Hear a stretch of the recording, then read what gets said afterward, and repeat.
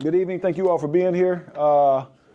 This has just been another one of many informational town hall, informational conversations, bond meeting, and a lot of familiar faces, people I've seen before in the audience. So a lot of this is redundant, same information, same things that have been communicated the whole time.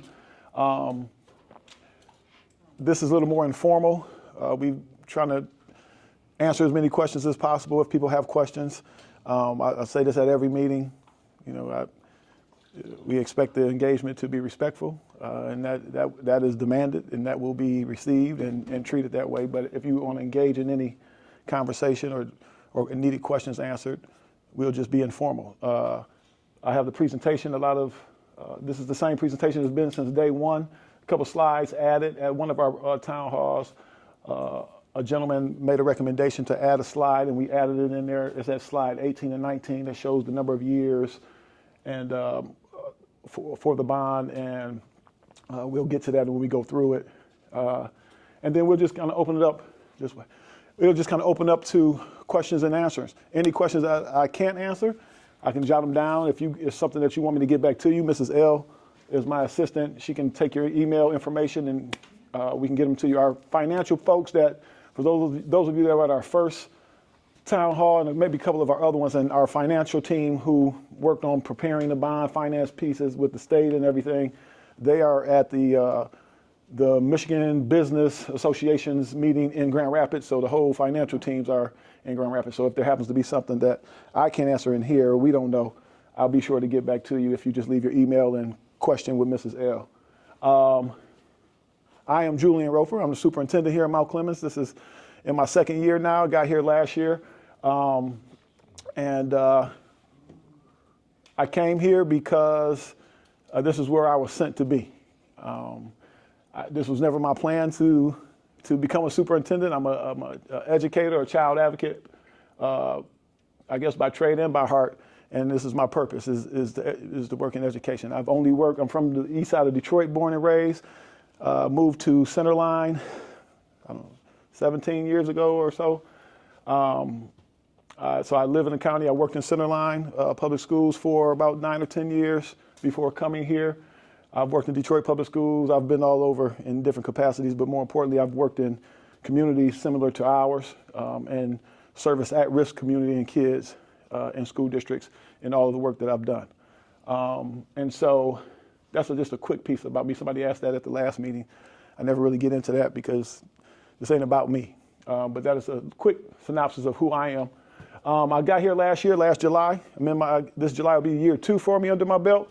And it's been nothing but hard work, perseverance, a lot of fun and busyness advocating for our kids and trying to change the trajectory of this school district and this organization and giving our kids hope and preparing them for lives and whatever they do when they choose to leave here, in career or college, whatever that is.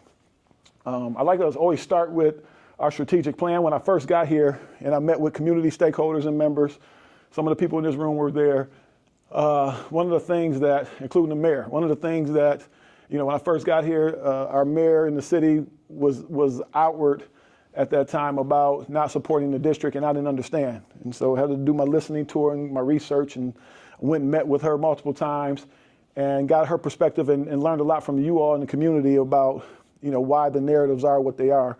And all the data from the historical data over the last 25 years or so, I got it, I understood, right? We have been missing the mark on a number of areas for a long time in this district, and the data's there. It is what it is. There's no secret. Anybody can pull it up. But that was even more attractive for me to come here, right? Because there are students here. It's 907 kids that come through our doors now, and they deserve the best. And I know this community wants those students to have the best. And so one of the biggest things that I believe in and I stand on is accountability. Right, and so my first day here has been all accountability and data-driven decisions. There was a lack of that evident when I first got here, and that changed swiftly because we can't just make decisions in any form of business, but especially in education, that is not data-driven, research-based, and best practice for the kids and community that we serve. So that has been a focus of ours. We've had a lot of early successes with increasing student achievement in some areas, increasing enrollment. The first time that we have increased enrollment in 2 consecutive years, and as far back as the data can go.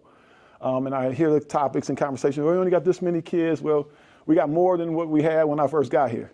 And we're growing every year after that. So, and we'll continue to grow. And you continue to grow, not by just what some people may think, this bond initiative to, you build new. It's not, in education, it's not if you build it, they will come. You got to build it, and you got to do right by those kids and those families, and then they will come. So this bond program is not about bells and whistles that look good. We got to deliver, right? So anyway, back to my conversation about the strategic plan. One of the things the mayor even told me was like, there's no strategic plan in the district. Immediately got back to work, came back to the district. Listen, there's no strategic plan here. Where is it? There wasn't one. Through over about a year process of all of last year, several community meetings, some of the folks in this room were present. We had over about 120 participants, I believe, that participated in the strategic planning process, different subgroups, surveys, information that went out. And so when people ask how we got here, this is how we got to this bond program. This bond actually, again, I got here last year. This has been in the working since 2021, 2022, I believe. Our partners from Partner to Architects, from Partners in Architecture, they're at the conference in Grand Rapids, so they're not able to be with us tonight. But I want to make it clear to everybody, this isn't Julian Roper's bond, right? When I got here, it was, what are you going to do? This community is also, what are we going to do to sustain, restore, and our facilities? That was one of the things I was tasked with from this community. In our strategic plan, come on.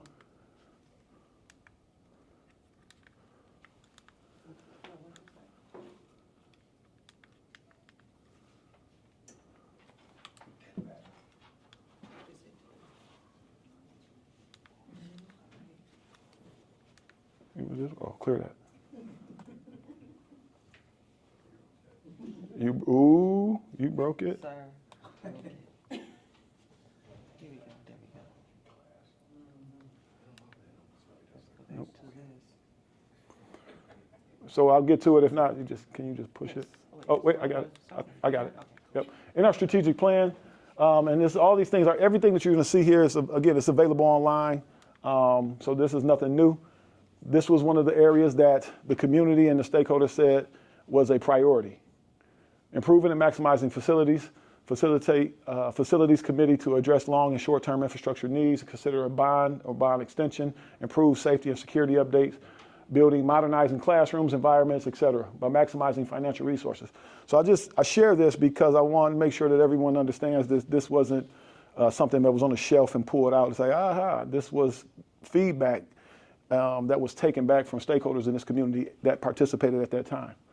And that's why this has become a main focus for us. For those of you that may or may not know, we have Washington is still our building. King Elementary is sold to the MISD. I'll get into the details of that if people are curious about that conversation. Seminole Academy, this campus are our buildings. Those are the buildings that we own, or not Seminole not King anymore, but those are the buildings that we own, except for King. And I'll start off just by addressing some of the things that I've heard regularly or questions that I get, and then we can kind of just go back and forth with questions or if clarity if you need that. Why? This is a good one I hear often. We have 2 buildings here. Why do that and do this? Right now we're operating with about 85,000 square feet too much. Our whole middle and high school is in this building. 6 through 12 grade is in this building on this side, right? And they intermingle. The ideal was to keep them on separate floors, but that doesn't work too well. So they're in the same building on this floor, and this building is still probably more than half empty. So we have too much square footage. And at an average rate of $2 to $4 a square foot per year, that costs money. And so a part of this plan in the proposal for, and we can come back to all, I just want to get to the proposal for the layout is, with everything done, we will cut back 85,000, about 85,000 square feet of space. And so when we talk about maximizing and being more efficient with what we have, that is the ideal behind it. This building versus that building. So one of the things that was clear to me when I first got here was, whatever you do, sir, don't touch that historical 100-year-old building. That was clear to me in every room I went into. Oh, please don't tear that down. It's 100 years old. It's the oldest, first $1 million high school in the state of Michigan. The history and the legacy, as you all know, is rich in this community. And so that's why that became a part of the plan and stayed in the plan, because that's what this community really values, is that building.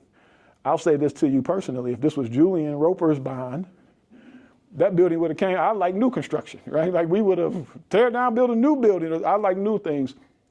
It's 100 years old. They're very expensive to restore. And that is how that plan kind of came about, and keeping that building has been a priority for this community. I'll stop there, and let's start with questions. I've seen a hand already, and then we'll kind of open it up. Yes, sir. Not having been to one of these, I was Okay. wondering if we can start asking questions. Yeah, right. I just want to give you the things that I know people have been asking, but feel free. Sure. There's a microphone coming around too, so we can Sure. capture you. Name is John Baller. On the previous slide, Yep. Let me go. Tell me when. yeah, keep going, please. Just for the goals, the next one, I think. The goals one. Yeah, right. Oh, that one right there. Graduate profile. Yes. Every graduate persevere. Yep. Lead diverse teams, demonstrate empathy. Mm-hmm. I really want to see, getting to levels for math proficiency and reading proficiency. That's really something that I think should be a shared vision to get everybody up and going. I know that the last meeting I was at, the student levels have increased, but they're still below where they really need to be. So that's one of my big questions. I'm just looking for clarity. I don't hear a question. What is your question? The question is, why aren't we seeing the goals for math proficiency, reading proficiency, specifically calling those out? That will help these things. Yeah, I got you. I hear your question now. We want to make sure that Absolutely. those directives, those things should be on everybody's shared vision. So 100%. So this is, again, this was developed by all stakeholders in the room. What you're talking about is a part of our strategic planning and our school improvement plans and our partnership agreement plans with the state of Michigan. So that information is readily available as well. That's no secret. Those school-wide academic goals, they're there too. This is overall graduate profile, and every district in probably Macomb County now has a graduate profile. And what a graduate profile is what are, in addition to the academics, that's a given. That should be a given, but it's not, you will very rarely see some student achievement data in a strategic plan. I've worked on this process in many different districts, including Centerline. That's not found here typically, but that is, we have building and district-wide academic goals across the board. That's our purpose. These things are what the community says, the other skills and the things that we want to see our kids obtain and have when they leave here. So yeah, absolutely. But that wouldn't be typically in a strategic plan, but those are there. Yeah, I wouldn't expect to see specific goals, Yeah. but reading and math proficiency, across the board. or Yeah, whatever. those things are, if you go on our website and look at our school improvement plans and our partnership agreement that we have with the state of Michigan, every school, you have to have those things. So those things have to exist. Okay. Yeah, because at the end of the day, to your point, the purpose of all of this is to increase student achievement. Sure, definitely. Yeah, Okay. thank you. Yes, sir. My name is Vito Strolis, and this was a good question this fella had. Yep. And today, on the way here, I Googled the math and English scores for our district. And to be honest with you, in most cases, we're less than 20 to 25% of the state average. Absolutely. I've walked a few communities since the last time I was here, And I ask people, for example, if they have a sign out front, Lons Cruz or Chippewa, why they go there. And the thing that I hear the most, and it's different parts of Gratiot all through the community, is a lot of people Google the test scores for Mount Clemens Community Schools. Absolutely. To say that we're below the other districts, we are. Let's be honest here. We're all grown-ups. A lot of parents, you know, they're going to Lons Cruz and Chippewa Valley. I also checked the test scores for Mount Clemens Montessori and Prevail, and their scores are quite a bit higher than ours. So I don't know why we are so much lower. In a lot of cases, it's not even close to a Prevail, Mount Clemens Montessori, let alone the other districts. So, you know, one of the things I appreciate, the new buildings in that, and it sounds wonderful. You know, I'm not going to get into Martin Luther King. It's a beautiful elementary school. Obviously, we probably didn't sell it for what we put into with our last bond that we're still paying for. I'm sure we put millions of dollars, and I think we got $1 million from MISD. Is that correct? You know, I guess what I look at as a person that's been self-employed for almost 50 years, if we were to take our business model that Mount Clemens Community Schools has now to a bank or a private equity fund, and we laid out our game plan and we laid out our track record for the last 20 years, I don't think we'd get a loan.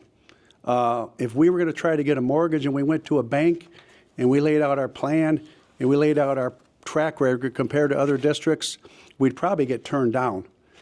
That's just from a business standpoint. You know, that's all I'm saying. I'm not trying to disparage anyone, but I guess what I'm getting to, if I was a parent or grandparent and my kids were going and they had a choice of what school to go to, I think it would be difficult to pick this district when the other districts, for whatever reason, their scores are much better. And listen, you're saying a lot, and I want to answer your questions. I Sure. want to respond. So can we chunk that and let you finish? Oh, no, I'm good. I want to address what you asked. Sure, and if I'm wrong, correct me, and I'm not, listen, Yeah. I love this district. I love Mount Clemens. I'm not trying to smash anybody. All I'm saying from a sales standpoint, how do you get somebody to come here when we're getting only 1 out of every 4 students in the city? Got you. I want to respond. So Yeah, no, just hold the mic. You can keep asking. And but you've let me only been respond here to a your little while. question. I'm not laying this on you, so don't think that.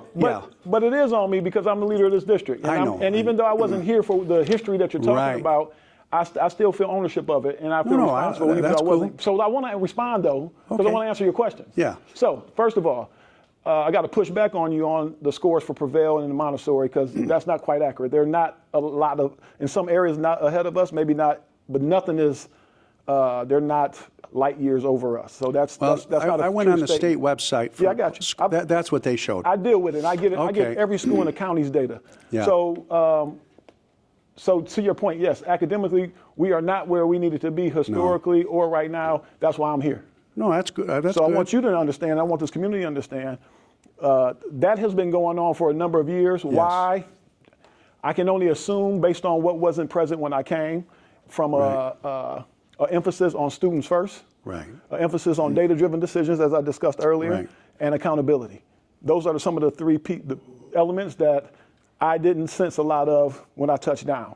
So I believe a lot of that stemmed from those things. And then, as we all know, and you all know better than me, inconsistency with leadership. Sounds I like there's been a agree. lot of superintendents, a lot of administrators. A lot of turnover. There's I'll give you an example. When I sat down here, the superintendent that was leaving, I spent a half a day with her in transition. And it was like, here you go. And there wasn't a blueprint, a book to say, so we've been creating, implementing everything from hiring practices that didn't necessarily exist. You name some of the fundamental business things that we had to establish, and we're in the midst of establishing. So the student achievement, I want for the record, right? It is not acceptable. It's not okay. If that is the reason people chose not to bring their kids here, I get it. I see the data. I saw it. It will not stay the same. Right? Now, we'll tell you this, and this is no excuse because I don't do excuses well, and this may come across like that. I'm a realist, though. The districts that you mentioned, the other surrounding districts that everybody talks about, Lons Cruz, Chippewa Valley, their students don't look like ours. We service a 95% economically disadvantaged population. They have 30-something%.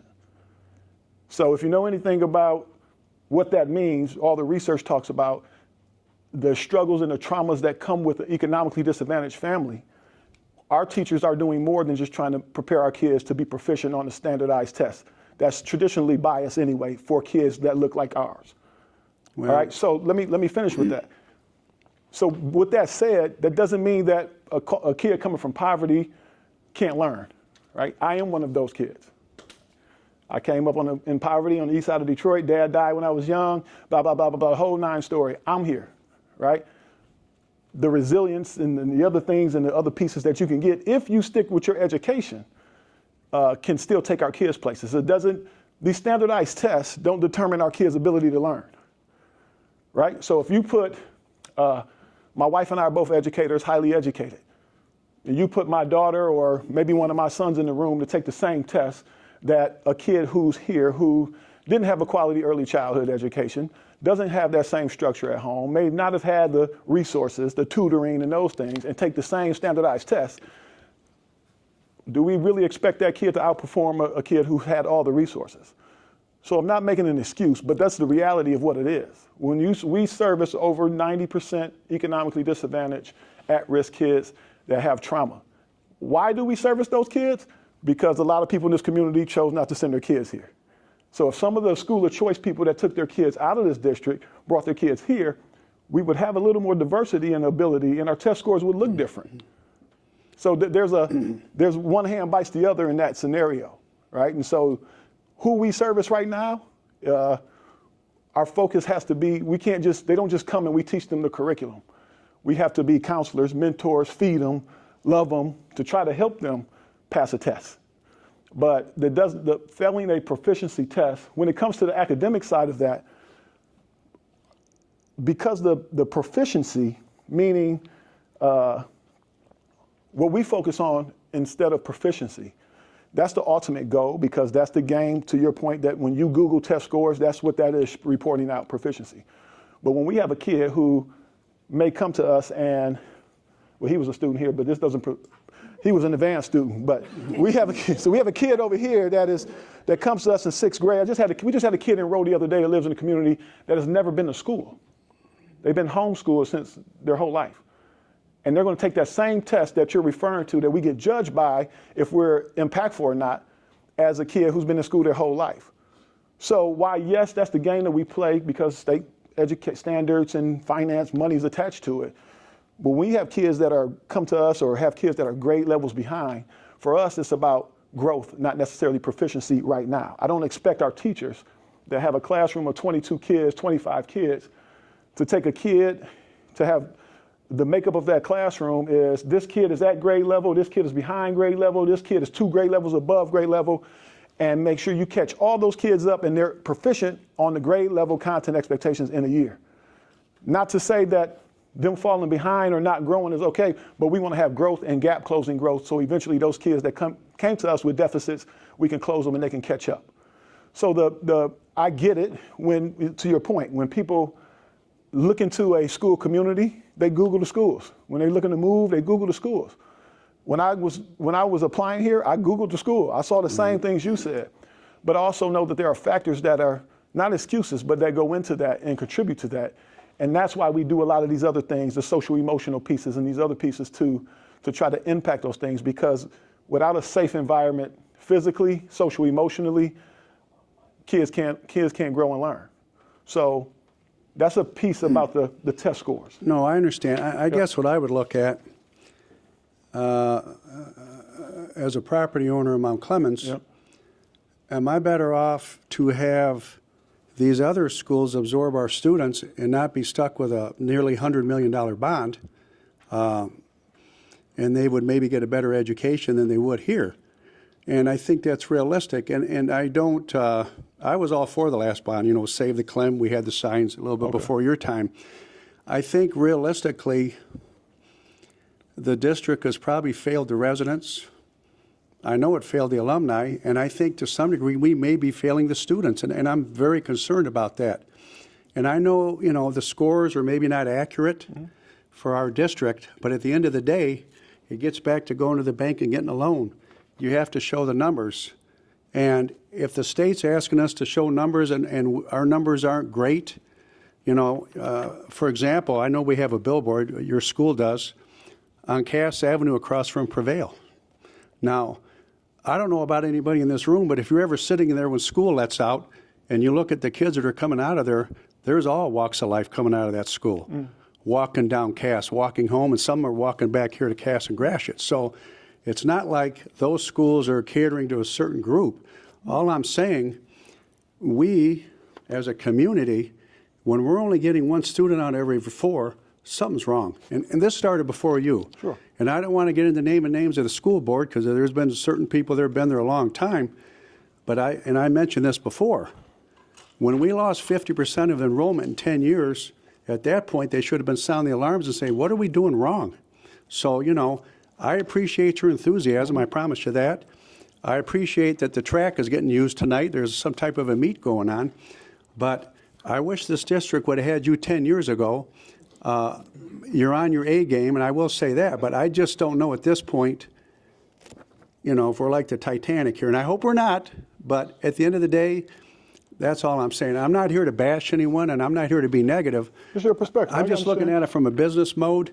If we went to a funding institution and said, look, I want a loan, and here's my numbers, they'd probably laugh at us and say, look, I wouldn't, you know, you're not going to get a mortgage. Or if this district was a startup business and we went somewhere to get money, it wouldn't happen. So let me jump in there, and I know a lot of people that want to say things, so I appreciate you. We can come back to you, but let me say this. Thank you. I agree with. I understand and I hear you on the business conversation, but we're in the student business. Right. So there is funding that comes to us regularly, despite who our students are and what our scores are, and we still get funding. And despite and I think it's relative of what's a better education. Because we get kids from Chippewa Valley. We get kids we got just enrolled 2 students from Utica. So there's, depending on what that family that you're renting your properties is looking for, this might be the place for them. What I'll tell you is, I guarantee you the folks, so I've been here for a year and a half, and with all due respect, I haven't seen anybody until we went out for bond. I reached out and I connected with the alumni. I opened those doors, and it's been all good until now. So your renters who you rent your house to, this might be the best school for them because you don't know who that is, right? And what they're looking for. Despite all the things you stated, there's 907 kids that keep coming here. So something good is happening. I was just at a dinner last night. One of our students is top 100 in Macomb County. She's been here since her whole schooling. She's one of 100. No, we want good. But hear me out. Right. So great things are still happening despite what the history says and what has been going on. Because, again, those scores aren't indicative to the whole program that we deliver for our kids. Better is relative, right? Depending on what that parent is looking for. Every parent doesn't value my kid is great on a test. I want my kid to go there to pass a test, right? We're not in the business of making good test takers. That's a part of education because funding is associated with it. But I've been to college multiple times, just like probably a lot of people in this room. You have to have a whole package, right? You have to have these skills. You have to have those soft skills. The people in your business that you want to hire, you don't ask them what their test scores were in high school. I told this story at the last town hall, and this isn't about me, but I want to give this, and he's going to kill me because I always use this as an example. I have a son that's graduating from Notre Dame University next month. He spent 2 years at Northwestern University, his first 2 years. He couldn't pass a test if you gave him the answers. How does that happen? Is he a failure? He wasn't proficient on the M-step when he was in high school. He wasn't proficient on the M-step when he was in middle school. Does it make him a failure? How does he still succeed? Just like my second son. And so, yes, people search who are looking for test scores and proficiency, and that is a way that people identify success sometimes. But there's also clearly at least 907 families that don't identify success with passing a test. What is the whole package and program? What are you doing? How are you doing? Are you developing? Is my child going to be able to a contributing member to society? Is my child going to be a business owner? Right? And so proficiency tests and scores, while that's the game that we have to play in education, they don't determine a student's or a kid's ability to learn. Nobody in this room will pass the test that our 8th graders are taking right now. I'll give it to everybody in this room. We'll all fail it, including me. So we'll all be not proficient, but we all have businesses, are leaders in our own right. So we can talk about that forever. Not to say that those things aren't important, because just like our student from last night who's going to Oakland University is 3.97 GPA, scholarship, she values those things, and her mother and her father found their lane here, and this is the place for them. She could go anywhere too. So somebody's choosing us. All right, and to your point, and the point I've heard this multiple times since I've been here in this role, for whatever reason, people have chosen to take their kids somewhere else. If those same people stayed, our test scores would be better. Just what it is. But let me I want to give everybody opportunity, so let me hit you back. Yes, ma'am. So I have a question. Anything. Like, what's at Washington School right now? Washington is, the gym is being utilized. Last year it was leasing it to an early Head Start program. They're not in there anymore. They're leasing, we're renting out space in the gym for a robotics program that our kids can also take a part in through the MISD. And why did we choose to sell King School to MISD? Why didn't we put the middle school at King School? Because it's a beautiful school. Yeah, I asked that that. we just built. I asked that when I first got here. So Washington, what was your question again?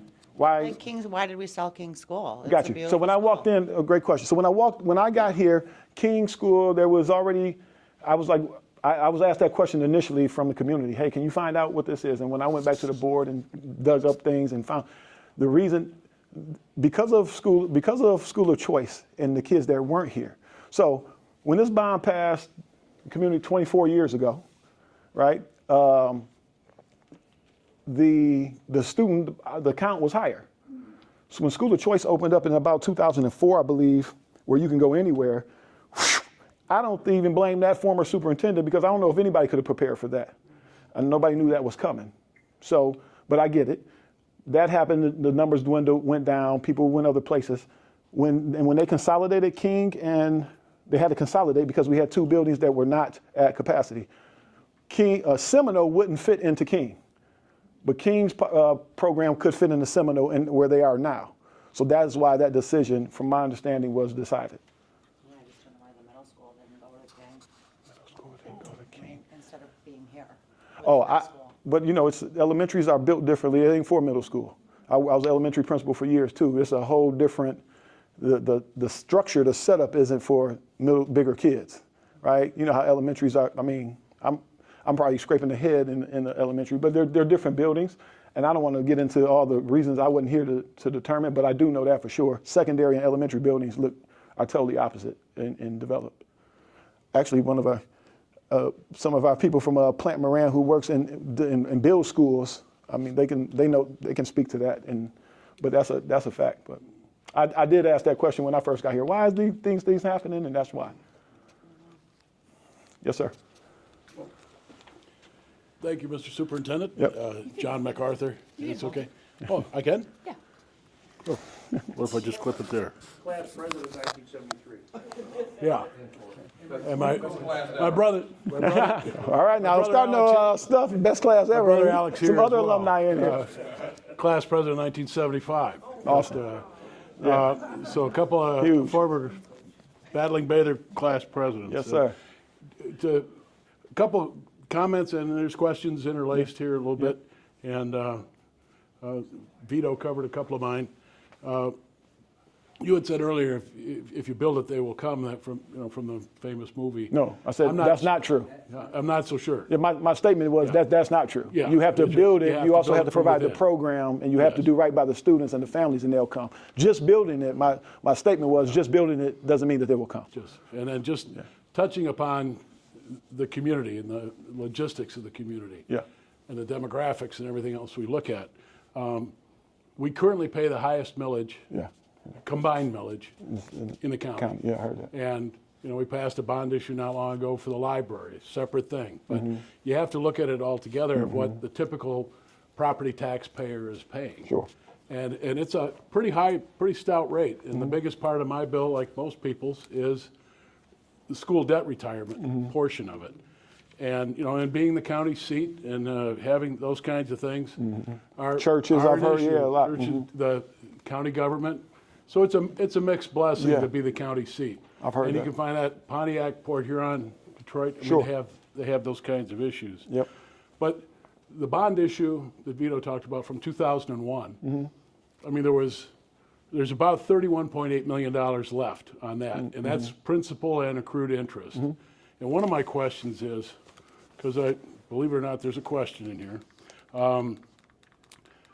I've got the copy of the 2024 audit, and where it talks about the bonded debt and the direct borrowings, and I've got the schedule, it appears to me that this is the combined schedule of the 2001 bond, what's left on it, plus the school at least twice and maybe 3 times that I could find has borrowed from the state school loan revolving fund because it appeared that we might be potentially in default on the original bond issue, and we have taken loans from that fund. I don't know that to be accurate, but And I can try to get that. that has to be retired too. But I do note that it says the school district has agreed to repay the loans with the interest rates and at the times to be determined by the state treasurer. That number approached $10 million at one time. So in terms of, my question is, if this were to pass, the board, I would hope, doesn't plan to basically borrow money on other borrowings, because that's basically what a bond is. Your point taken. I don't know.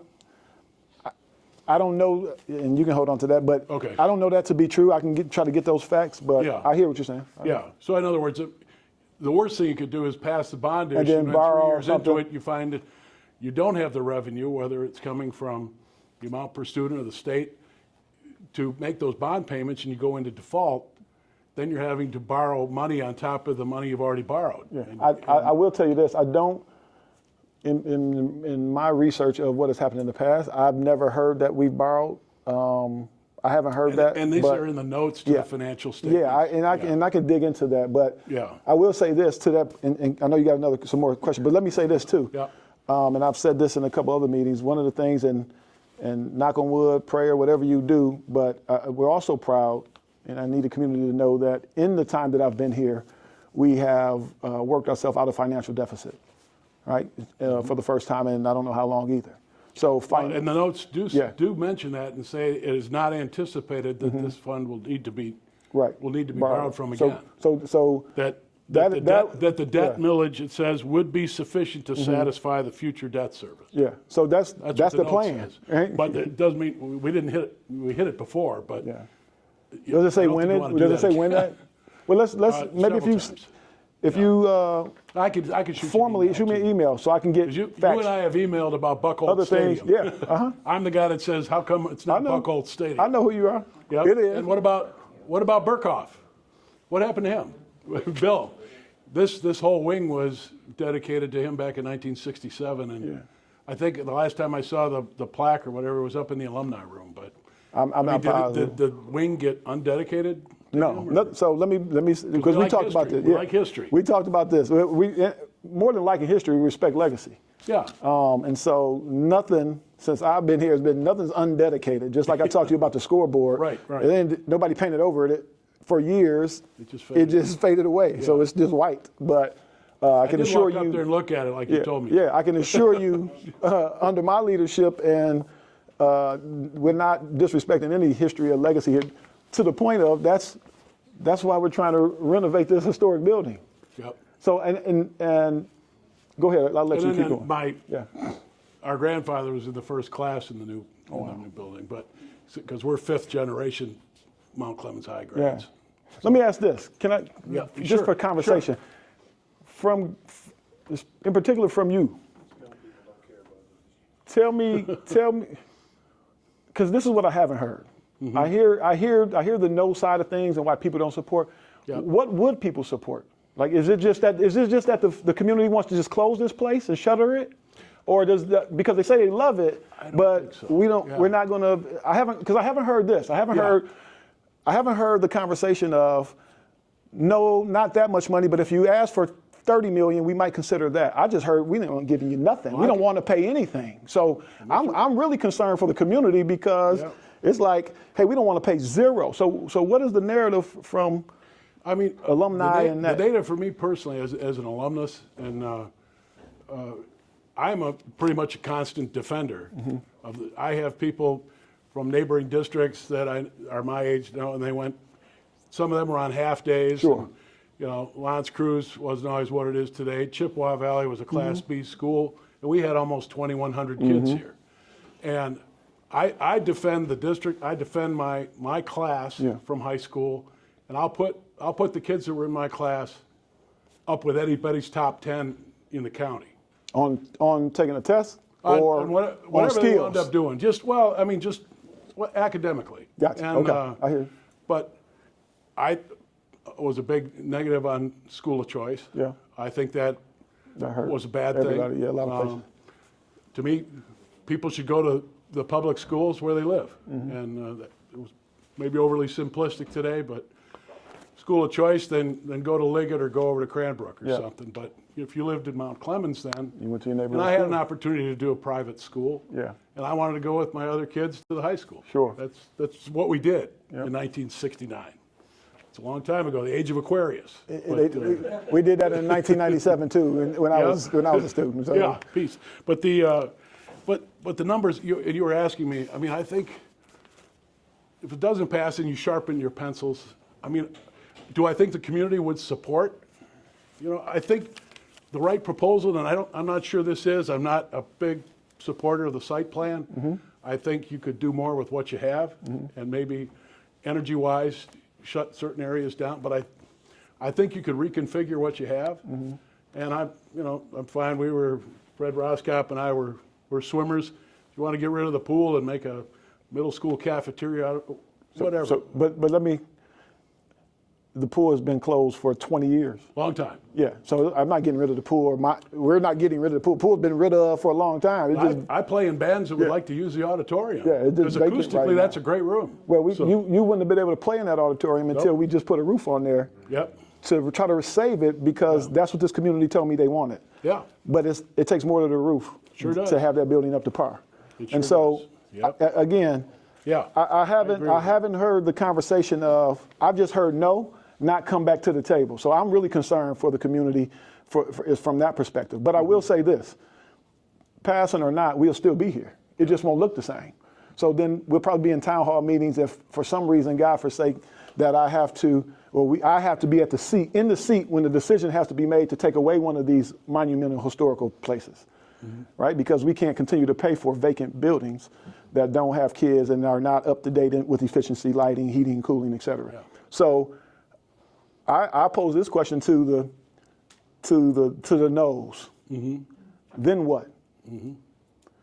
We could close the school, send even this narrative is laughable to me.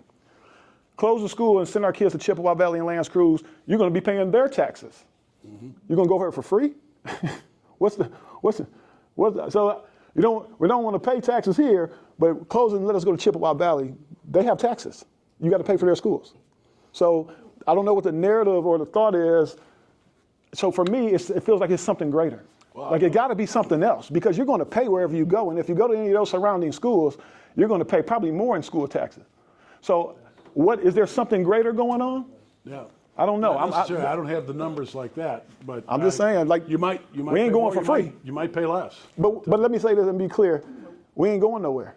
It just will probably look different. We have 907 kids. We have a solid, strong budget to be a small school district, right? And I hear the numbers all the time, right? We're talking about quantity. We have this many numbers. And I said this the other day in a conversation. I worked and went to school in Detroit Public Schools. I have 40 kids in my class then. So we want a whole bunch of kids. What does that get us? Quality program? People were sitting on floors back in the day. I mean, we had so many kids. And so we had a number of students, but that doesn't mean it's a better situation. You're gonna learn. So it's even ironic to me that the ideal of a small school environment is not positive. But every parent in here would say, how many teachers is a student ratio? I want my kid in a small class, but not for Mount Clemens. Historically, and even looking at your bond draw schedule, I just don't see, I mean, I know what my school debt portion is. I mean, within 4 or 5 years, based upon the history, I think it'll almost double. What will double? No. My school debt portion. No, it won't double. It's I mean, you say- 4.9 to 9.1 Here- 5 years from now. here's the schedule right here. Here's the meals, Right, and this is what it'll look like. and the increase. 2020, 24, 25. Nope. So, and let me say this because I heard the conversation of there's like this illusion. If the community does nothing, your meals will go down to 10.8 anyway. So that's not no secrets. There's no game in there. What we're asking is for an extended investment because after 2031, it will fall off completely, the past bonds.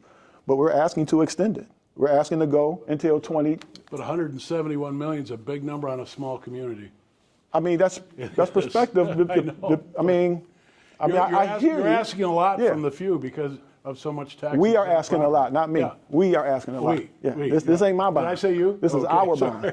bond. We. But again, I also want to point out that after a number of years too, the mills decrease again, They do. right? So we don't talk about that. So when we get down to after 7 years after 2031, I think it's 7 years, then they start to decrease. 9.3, again. 9, 8.9, and eventually the mills come down. I'll probably be at room temperature by then, but. Well, we ain't gonna. I'm gonna count on you being here. But thank you for your comments. Well, and you've we've got emailed. You've got a monumental text. we've had email Yeah, I know. exchanges. So we can I'll whatever get you some need. of that information. All right, appreciate Thank you very much. I appreciate Thanks. your comments and Thanks your for questions. Yes, sir. Oh, you take that. Go ahead. You know, in the classroom, let me tell you, in the classroom, Mr. Vito, right? In the classroom, you're the student that we call a hog. We got hogs. They always want to answer all the questions. I got to answer. You mentioned Go these ahead. 2 gals are with Plant Moran? Yes. Okay, did they, and I'm just, I guess I was surprised when Mr. MacArthur said that we have been borrowing money from the state, and from what I can gather, I don't know if Plant Moran come across it, but it's a little concerning that we're not aware of that as a community or the Yeah, superintendent. so let's stop right there because I don't know that to be a fact, and I don't want to Okay. speak to that because that could be another false narrative that Okay. starts flying around Yeah, that's all. on I'm not Facebook tonight. tossing stones, but So yeah, I don't want to be like Lance Cruz where they failed I'm fine with $8 million in debt. Exactly, and I'm blessed that we're not. But I don't ever want to put out misinformation, good or bad. And if it's bad, it is what it is, right? And so we just have to address those things. They wouldn't necessarily know about that, not right now. They don't work with us on that end. Okay. But a PFM, and they're at the business conference in Grand Rapids right now. I'm not gonna hog no more, I'm done. You're good, Mr. Vito. I just ask questions, other people are shy. No, not everybody. Yes, sir.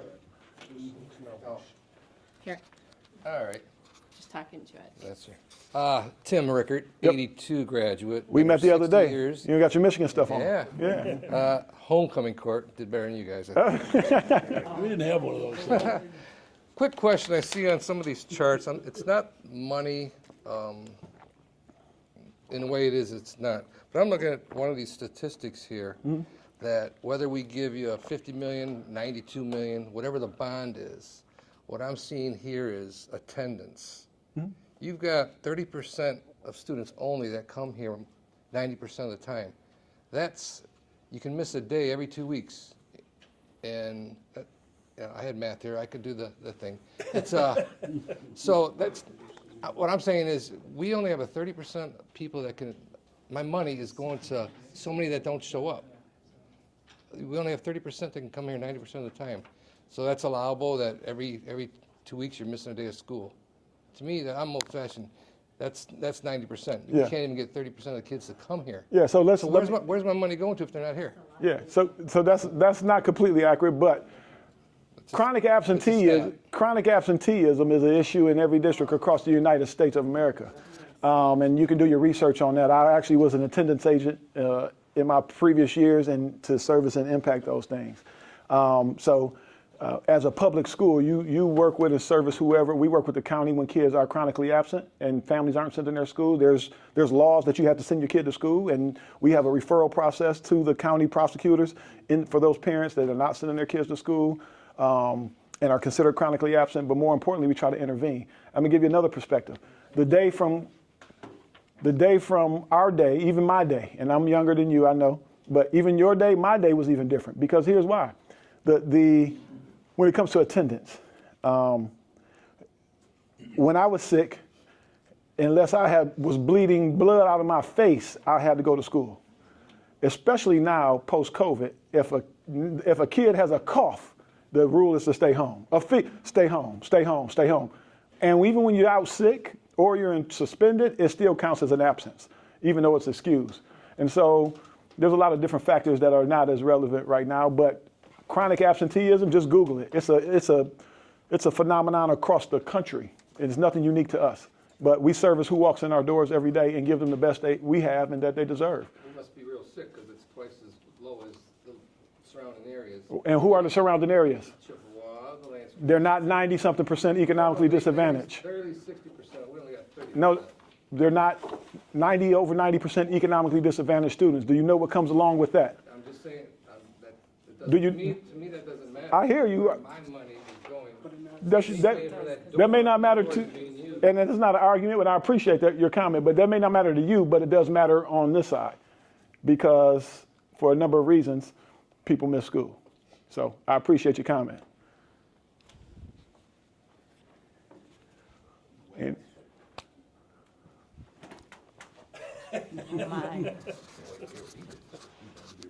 Good evening. My name is Wes Sarver. nice to meet you. I'm also a graduate of Mount Clemens, 1975. Not a president or anything like that. Just a average student.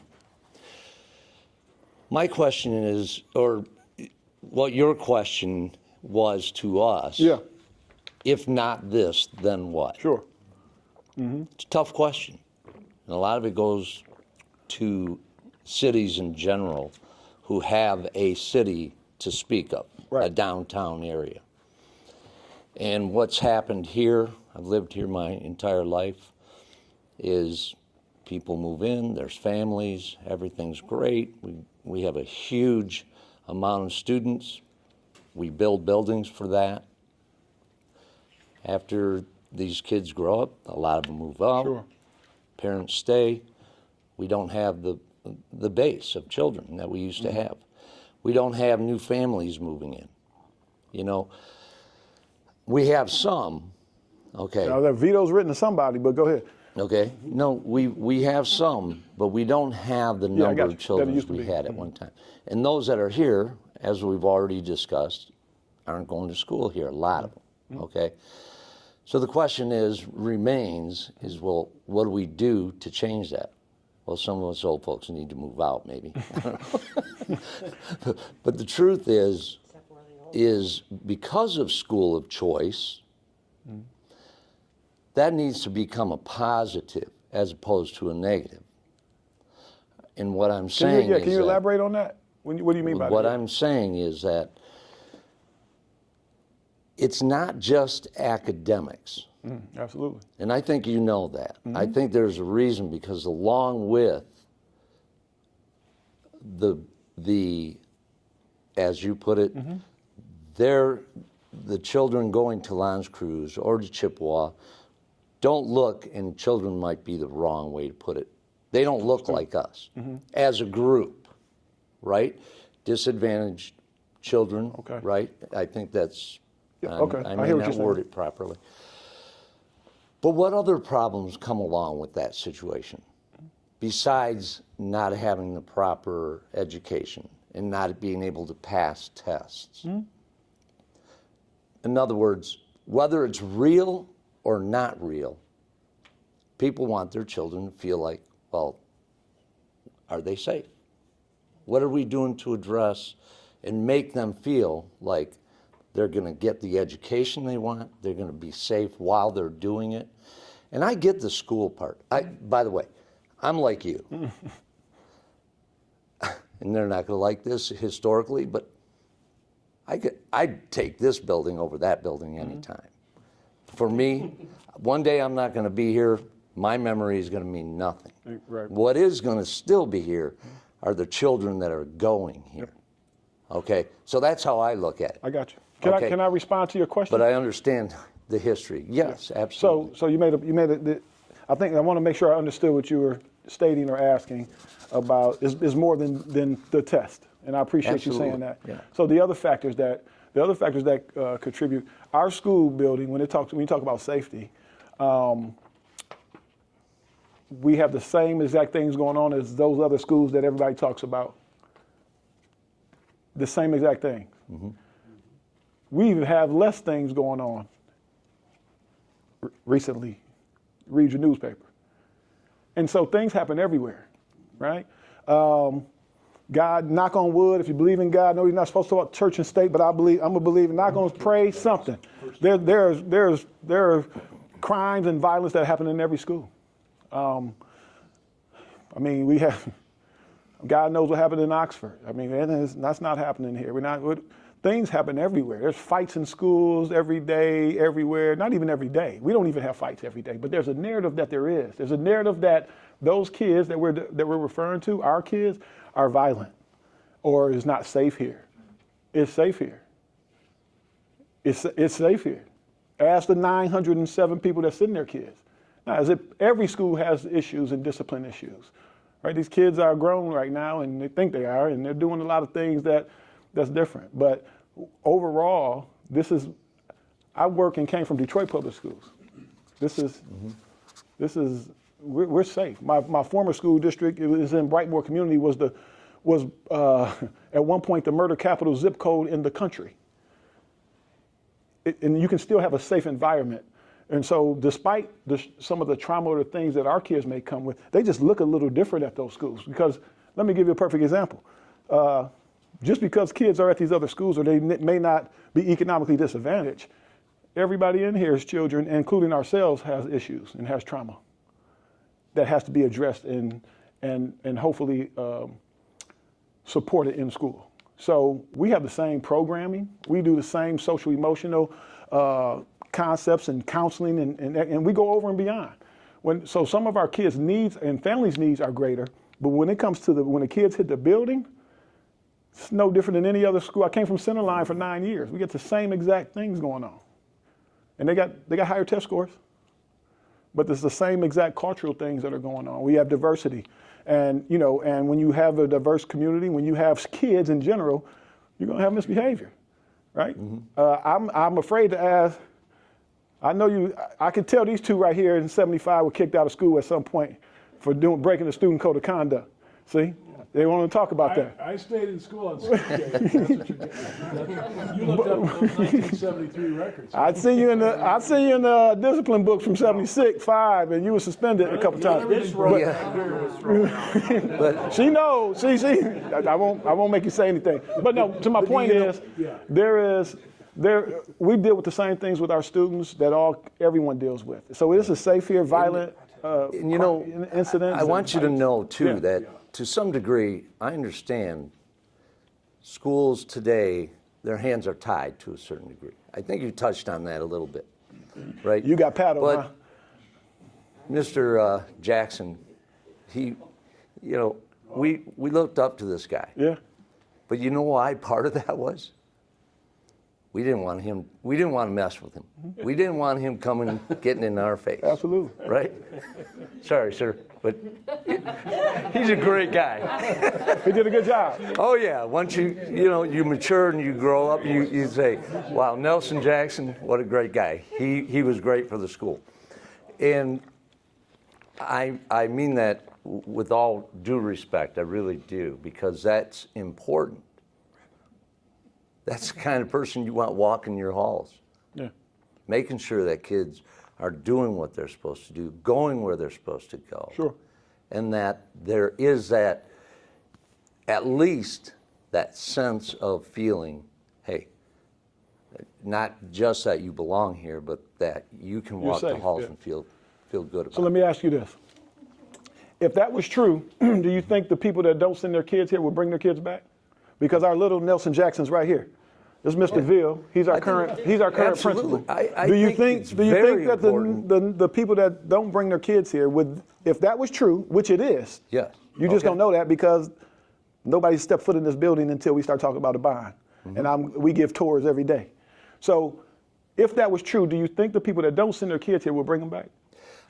I think if apparently it's not being heard, Absolutely. right? Okay, whether it's academics, safety, Cultural, or any environment, other, all of those. Yes, or sir. any other. I agree. Because back then, by the way, you talk about diversity, Yeah, extremely diverse back then, absolutely. which includes the Hispanic population, you know, Yeah. Jewish, you know, I mean, Super I diverse. mean, Yeah, I've very been in, diverse. I've been in the history books. Absolutely. You know, and to answer your question, I think yes, it's really important. It's as important as this $91 million bond Yep. to build buildings, is to build the idea that there's something more to come back to here. So let me jump in right there. And those are just two of them, academics and safety. And safety, and which goes in and we call culture, safety and everything. But let me jump in there right there.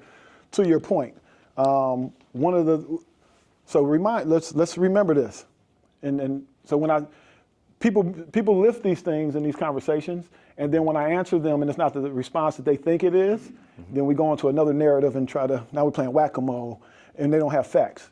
So we have increased enrollment for the last 2 years for the first time in over 40 years. And I don't care if that was 50 kids each year, about 100 kids, that's significant, right? In a building of 400, right? Or a district of 900 or 800, right? And we're going to continue that trend, I believe, based on and we've done that with how we look. Imagine what could happen if it looked safe. When I came to interview here or in research the neighborhood, when I saw this job opportunity, I Googled it, sent me here, I thought this was a vacant building.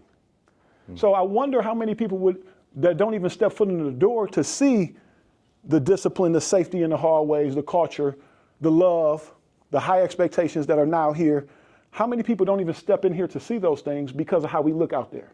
Because I know when I go to a business and it doesn't look safe, I keep going, right? And so some of the districts that we're talking about, that Mr. Vito even mentioned earlier, we got there are kids coming back here. There are kids coming back. And as we continue to do the right thing and help impact the whole child, academically, mind, body, and spirit, skills, that will continue to build our enrollment. I've done that. I've been in that situation. But to your point and to everybody's point, I think we all agree it's more than a test score, but we have to do right by our students.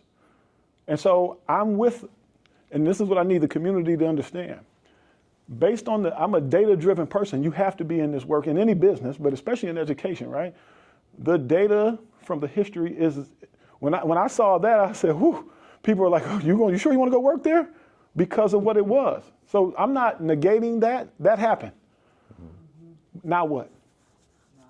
So I'm here to say that's not okay. The team that we have assembled, the expectations that we have implemented, there's nobody here that thinks that was okay. It's actually sad because here's my personal reason for that. And this ain't about me, but since I'm at the top, I want to share this. I was these students. And if it wasn't for people in my school that believed in me, I wouldn't be here before you right now. And so my standard is I don't care, respectfully, what our kids got going on at home. That's not a crutch. We're not poor baby, you're socially economically disadvantaged, poor you. That's not how we operate. So let's be clear. And everybody in our building isn't economically disadvantaged. We have some kids in here that will outscore academically kids all over this county, country. We got some sharp kids. A large population of our kids is what I'm speaking to. But our expectation, we're not running around this building, poor baby, oh, you're a victim. No, I understand. We can't do anything about what happened at home, but what you can do is do your best and give it 110% when you come in here and save your own life, right? We deal with empathy, not sympathy. And that is the message in this district. And every teacher, every person that we hire, if their core values, people talk about, we don't have certified teachers. No district I just was out at our track meet. There's several different schools here. Not one of those districts has 100% all certified teachers in their class, in their buildings, especially special ed. There is the hardest teachers to recruiting to get. But when you talk about creating an environment that kids can thrive in and find their way and do anything, you have to have core values. You have to have these things. we want to prepare kids to be successful in whatever they choose to do. So we try to give them exposure, experiences. It's not, so despite what it may sound like, this isn't violent in this school. This isn't, there isn't a sympathetic bone in the leadership's body, even our elementary principal. We got high expectations, right? Depending on what your situation is, because of that is the reason why you need to work harder, right? And so what we lack, and again, this goes back to who our students are, who sends their kids here and who doesn't. What we lack in this district is diversity on all levels. I'm not just talking about race, and on everything, right? We lack diversity, and as you said, it was a beautiful thing in the past, right? It was why the test scores wasn't so bad. And I always pose this question to the community too, and nobody can answer this. We talk about how great it was. And we talk about dear Dr. Jackson, Mr. Jackson, how great he was. Did people take their kids out of this district because the test scores were going down? Or did the test scores go down when people took their kids out? Because from my understanding in the research, this district used to be strong academically.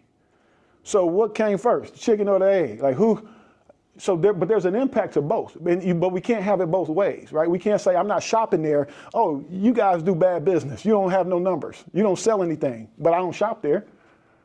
And then we say, who are the kids that, you haven't said this, and I'm just saying in general, these are the things that I've heard over the last year. You know, who are the kids that we're paying for in these taxes? Our kids don't go there. Or how many kids are school of choice? Everybody wants to know how many kids school of choice in here. Out of our district, it's like 50 something. But guess what? That blows my mind because those same people school of choice their kids to another district. So you can school of choice yours and that's not a problem, but you don't want us to take school of choice kids who come with funding, who pay for their own spot. They ain't coming here for free. They ain't taking up, we're not packed to capacity where you're taking up the kid who lives around the corner seat in the classroom, right? So, and they come with funding if they're here on count day, you know, and so there's this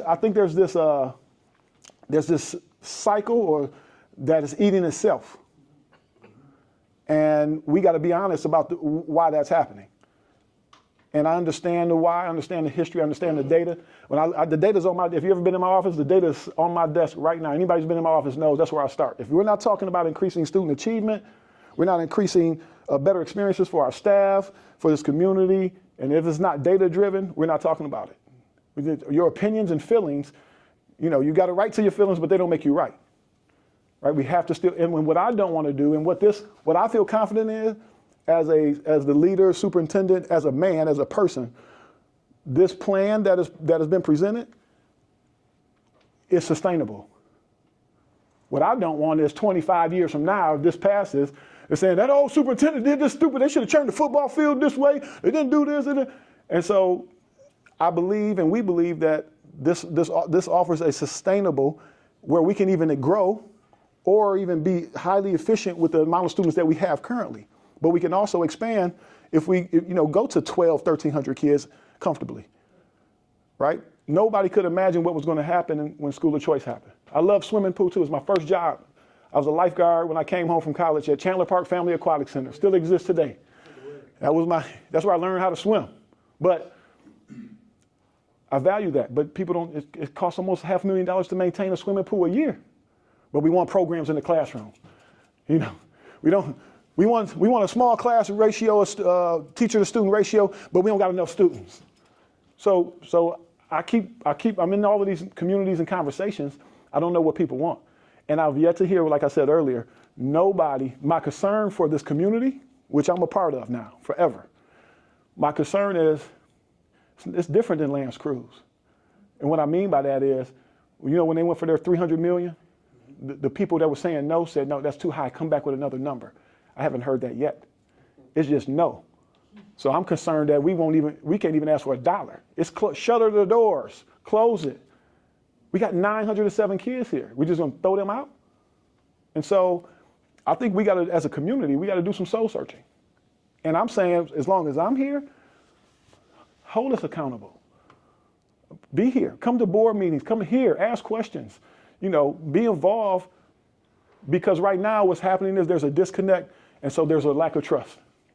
That's all this is. You don't know me. I'm a new guy. I sound good, but you're still going off what happened for the last 25 years. Blah, blah. I get it.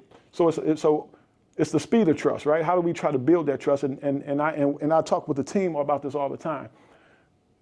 That takes time, and we can't talk our way out of a situation that we have acted our way into in this district.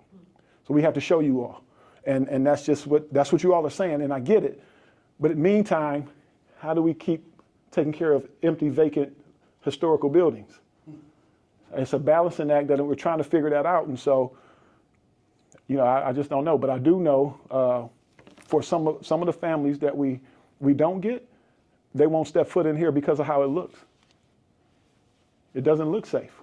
We got middle and high school together, 6th and 12th grade. We had potentially 11-year-old in the same building with depending on the situation, let's just say 19-year-old in the same building. And we try to keep them on separate floors. Ask Mr. Ville how that's going. We do the best we can. But and it's not that nothing happens, but we don't want them interacting. Like, there's 2 different age groups. Like, there's things that you're talking about shouldn't even be. So when we talk about safety, this is a part of the plan. We got to get those kids separate. There's a lot of families that I've gone to recruit that say, I don't want my baby in there. But they'll entertain a separate, safer space. We don't have safety. We don't have safe doors up here. The secure vestibule entries, the double entries. I mean, we know what's happening and has happened in recent years in schools. Right? You got to get buzzed at Seminole. You got to get buzzed in 2 or 3 times. We don't have those things here, and so we say we want safety, but we got to pay for it. And we want programs, but we got to pay for it. But if we want to pay our staff members more.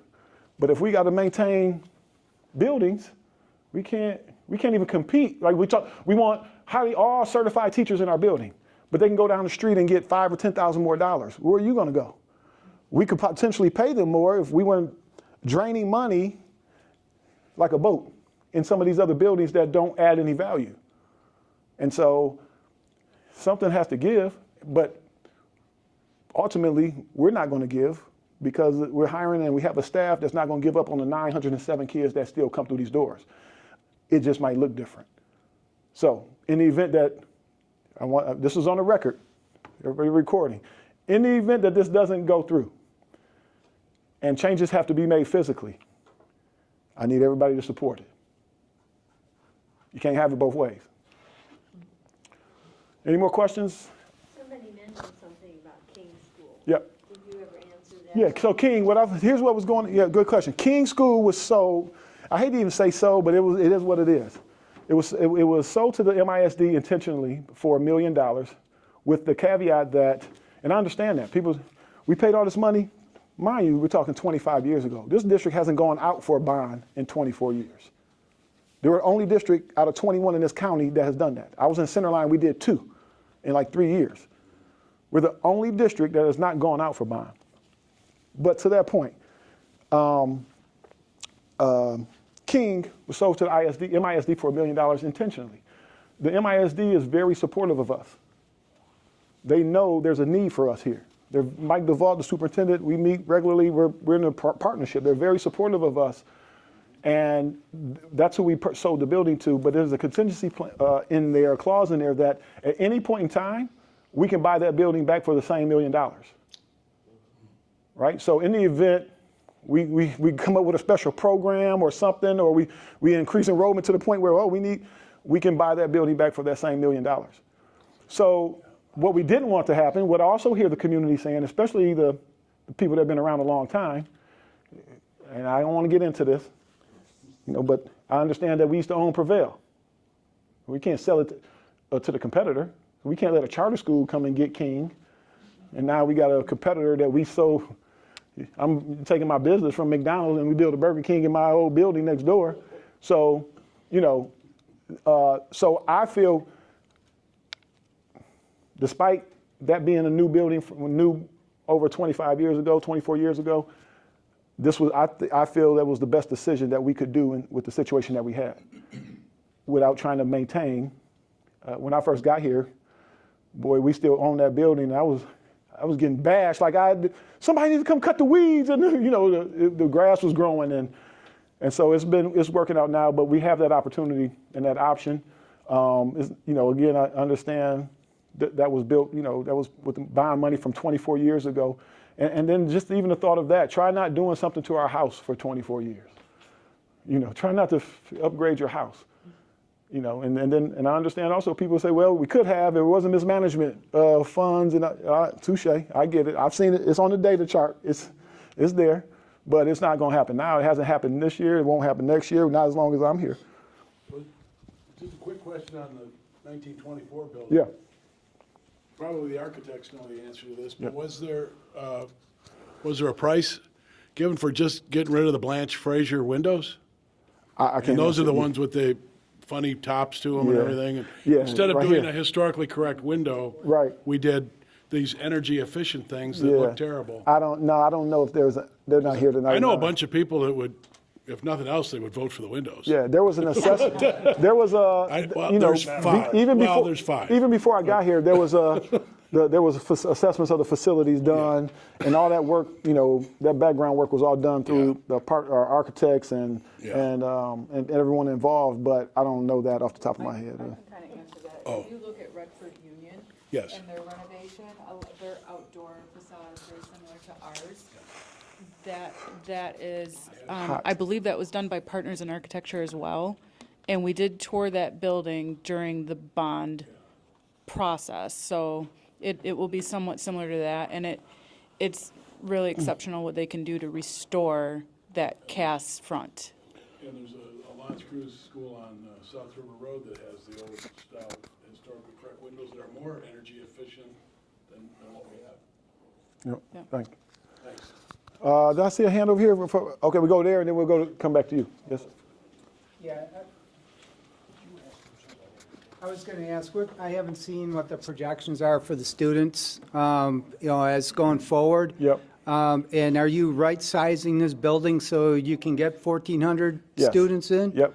This plan offers the So opportunity to expand. this brand-new building we're going to be underutilized still, right? And then we're still going to be paying extra money? No. Or how is that going to work? No, so we are when you talk about kids, we're still going to have the classrooms that have the ability and the spaces, the ability to flex and add more kids to them, right? So it's not like we're going to have we got these empty classrooms sitting over here. So is the classroom going to be like this size? I for, can't you know, I can't answer. No, I don't want to be. I'm just asking because everything that we're doing is to be more efficient from an energy perspective, financial perspective. Right.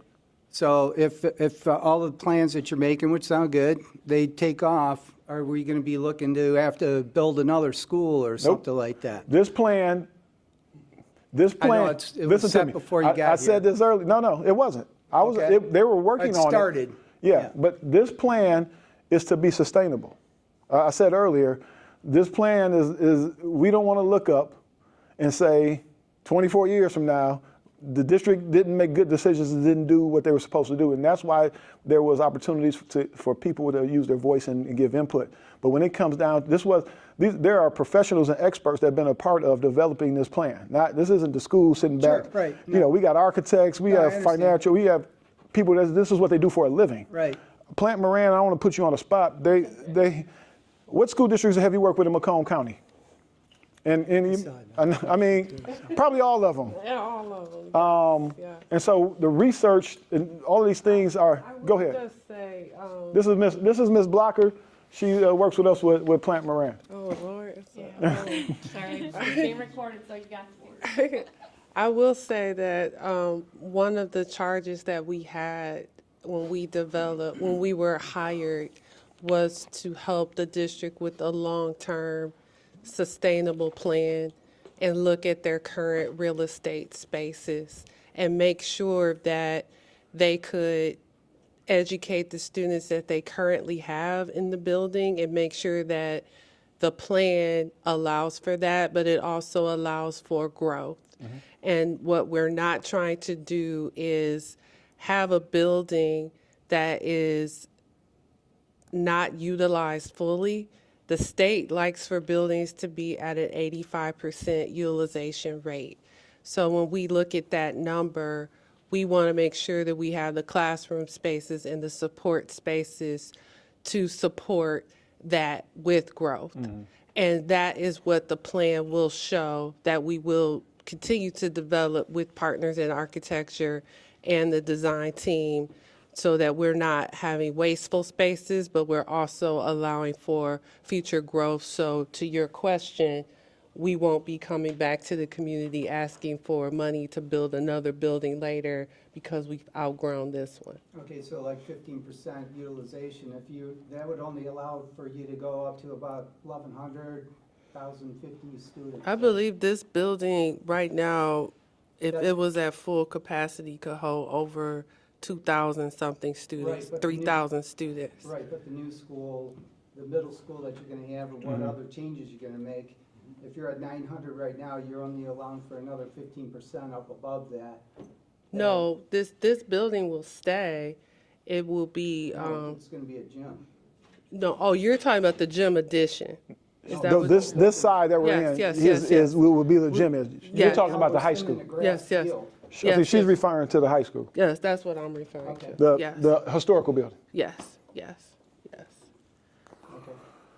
But I'm just letting you know, it's not just for minimal growth, or the plan is for long-term sustainable growth. And there's been a lot of data done by a lot of professionals, demographic analysis, pupil enrollment analysis. This isn't just done in a vacuum. And plus, we asked for community feedback. The board went to other districts that have consolidated their middle and high school into the same building to see how they function.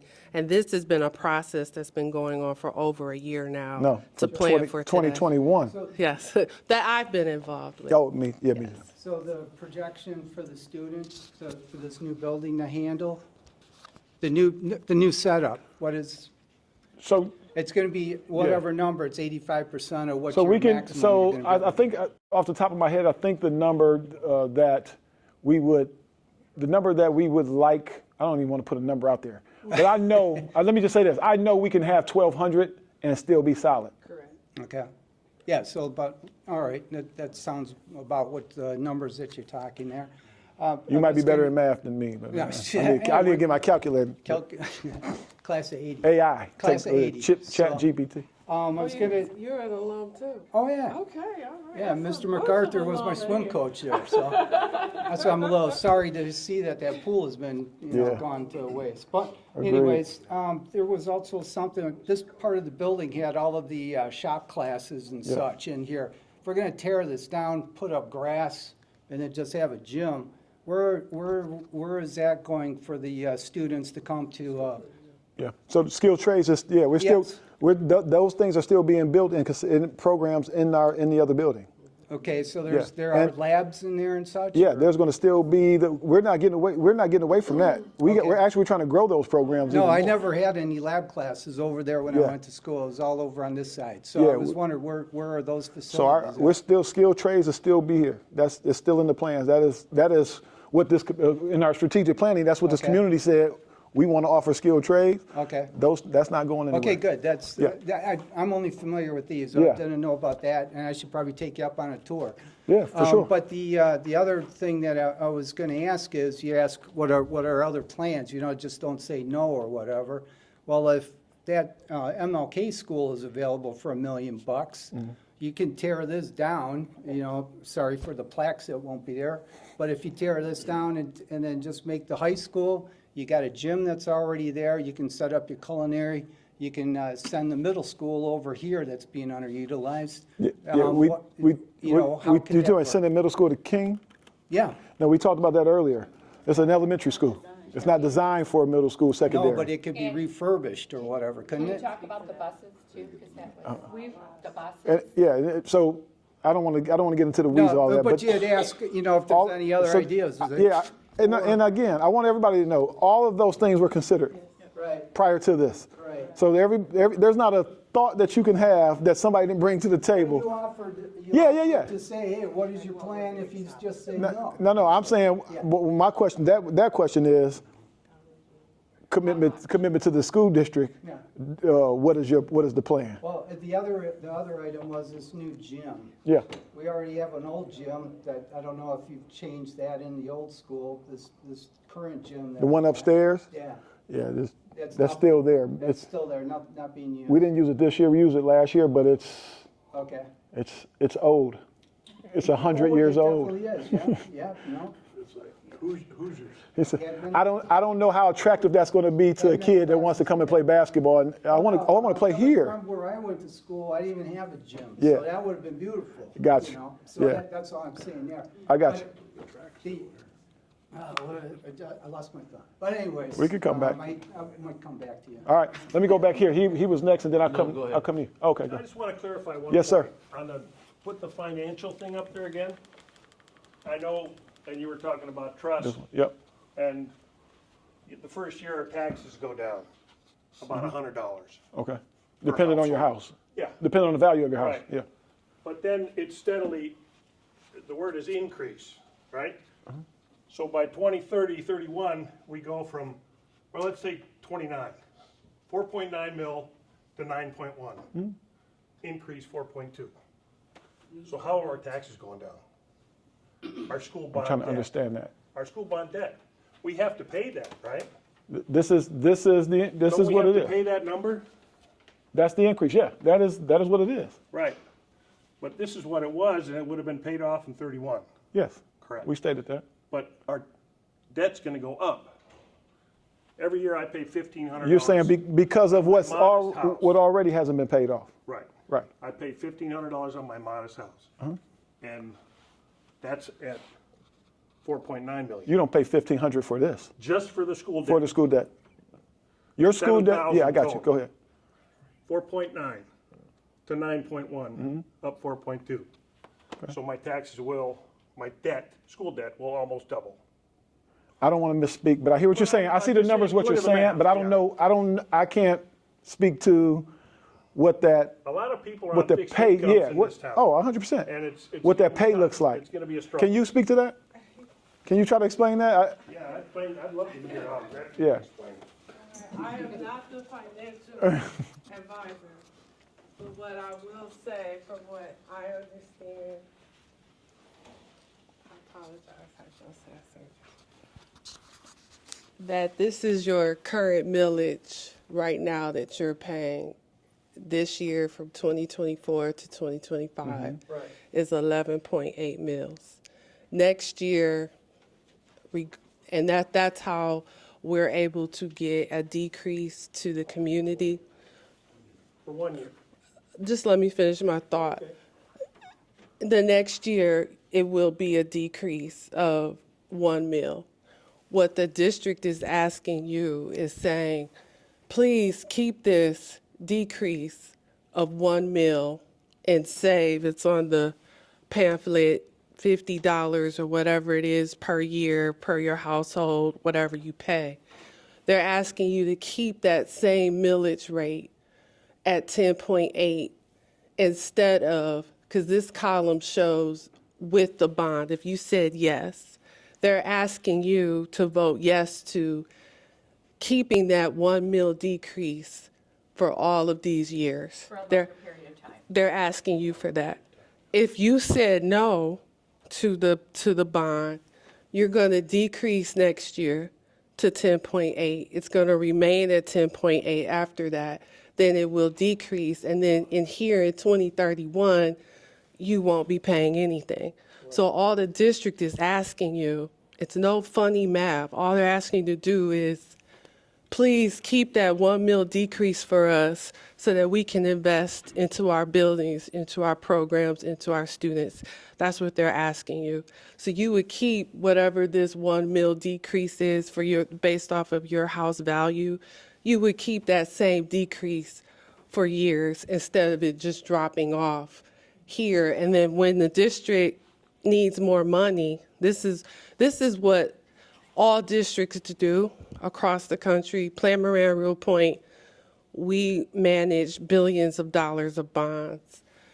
The reason why the suburban districts, like your Bloomfields and all of that, they monitor this. and they want to make sure that this millage rate never decreases to the point where they want to keep their facilities up. They want to be able to keep building new buildings. They want to keep investing into their school districts. They don't want to have to, if this ever goes down to that 6 mills, and then the community says, oh, wow, we do want a new gym, or we do want a new building, then the district would have to ask the community for an increase in taxes to go back to where they were. So all that Mount Clemens School District is doing is saying, you're going to decrease anyway. Please, please, community, keep your discount you're about to get, your decrease you're about to get, and keep it for a longer period of time instead of letting it go and let us invest into our schools. This is what all districts do across the state. Let me see if this may be, is this, we didn't look at this. Have you looked at this one in the packet? So based off of your school, wherever your home taxable value is, this is what your decrease would continue to be over the next umpteen years based off of that chart. That's what the district is asking the community for. But the previous chart makes some assumptions. And I think those are important to point out, the asterisk at the bottom plus that note.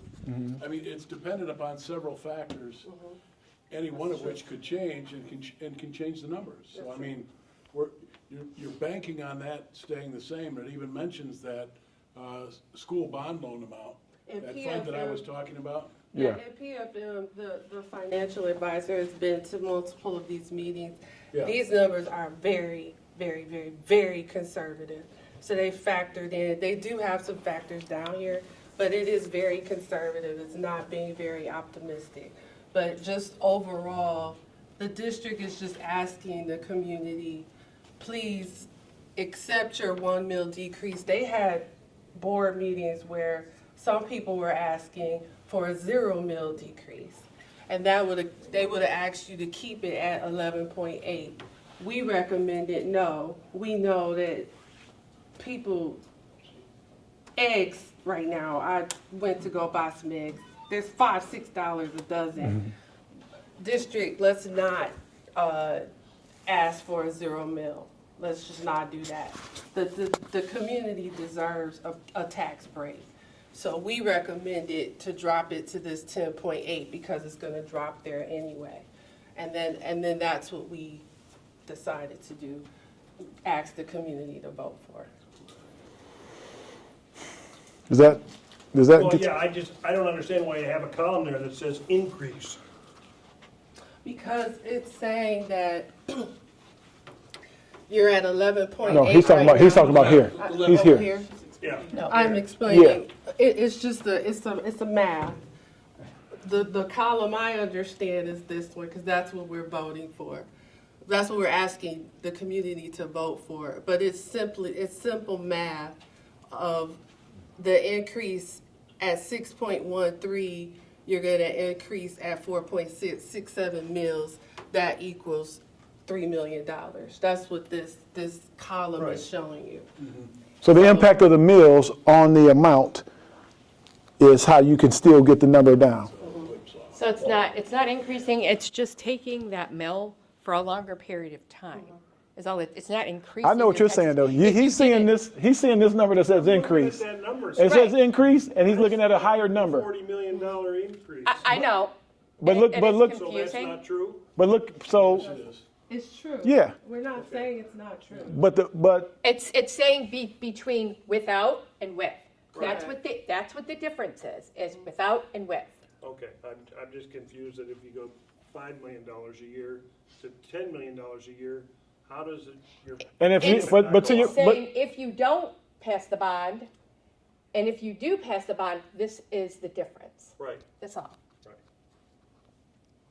Yep, so if you don't pass the bond, the without means you don't, if the Right. community says no, yes, it's right here. You're good. but I guess what I hear, It is confusing. his que- mind blowing. You can yeah, spend $92 million and not have an increase. taxes. Yeah. And that's, it is Yes. Came along, I lost. it is mind blowing, but it is true.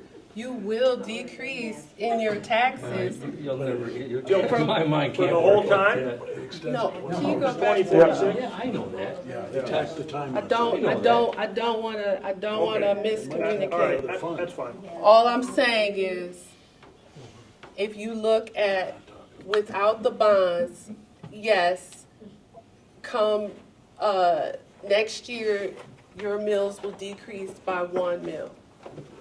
Regardless. You see that, 10.8, 10.8. The math is here for the dollars. In 2027, it's gonna drop again by 10 to 10.27. Here, it's gonna drop all the way down to 6 mils. All this is saying here is, we want, the district wants you to keep this 10.8. At this point, at 6 mils, you will have an increase from what, if you said no, you have an increase of 4.67 mils, Right. which equates to, with the bonds, from where you would pay here, of $3 million. Right. So it's not an increase, it's, Well, it says, she just said it's an increase.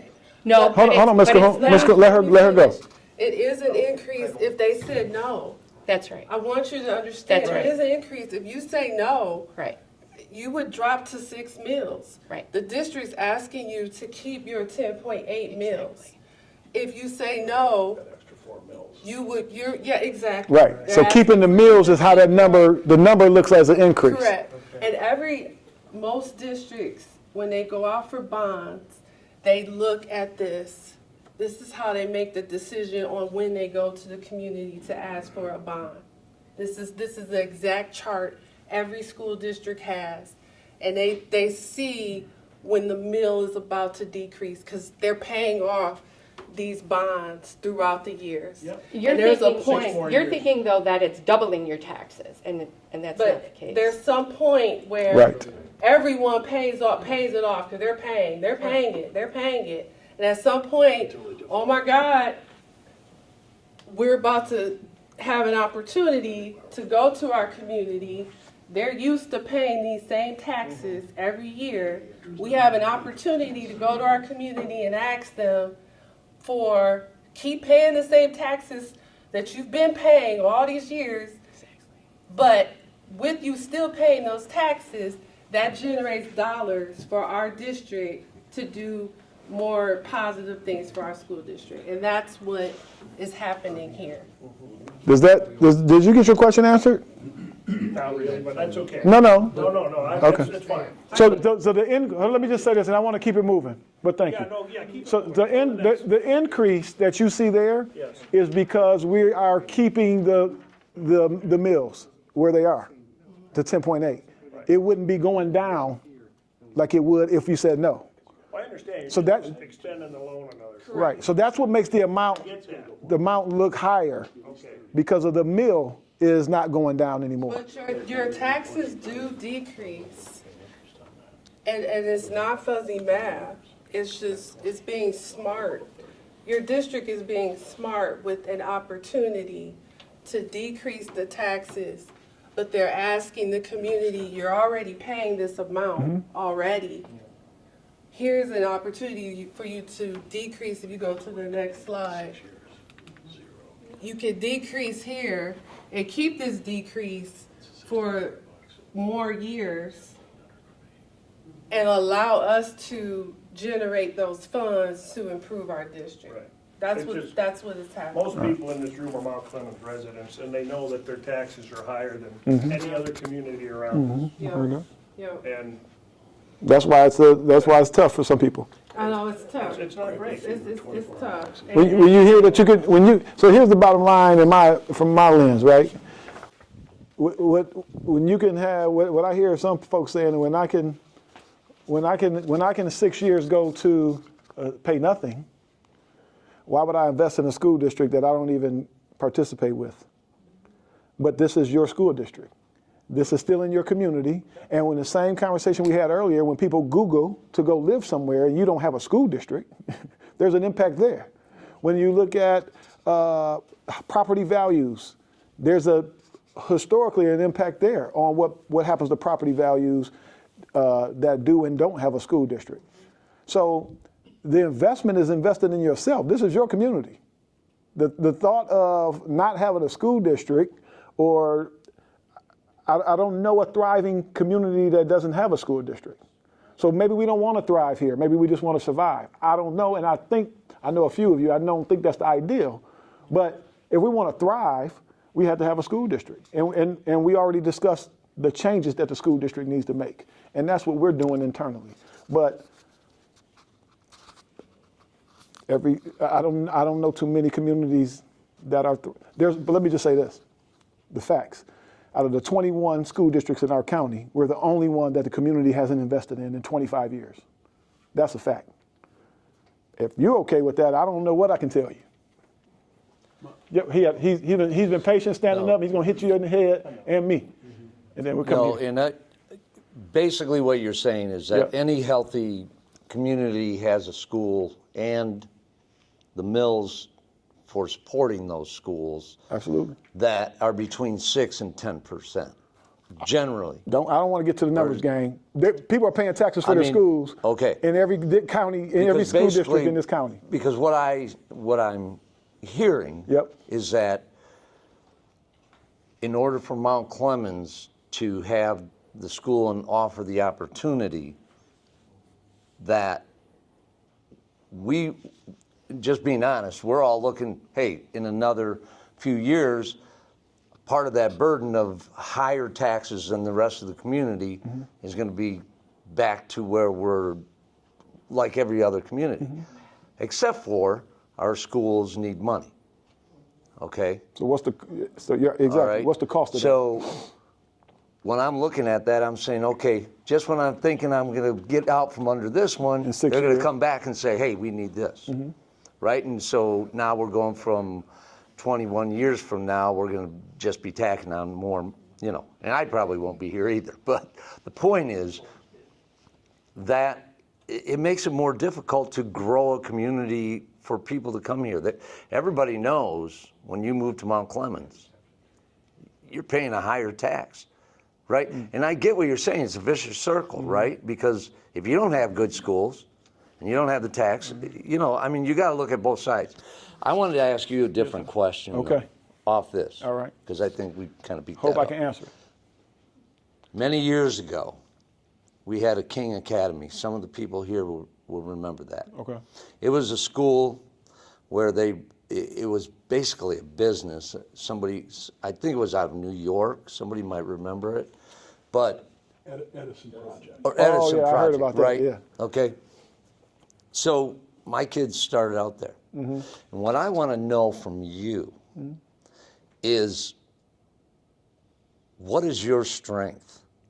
In other words, what happened there? And in real brief, I don't want to give the whole thing. I heard about that. But when I say we, there were across the spectrum of whether you had money, didn't have money, race, it didn't matter. They wanted to have uniforms there. Okay? The school board shut it down. Didn't even let it come to a vote. We're not having that. That's what I'm asking. The school board had all the power in that case, even though it was an Edison project and they could have made that decision themselves, which they were leaning toward. And everybody, so.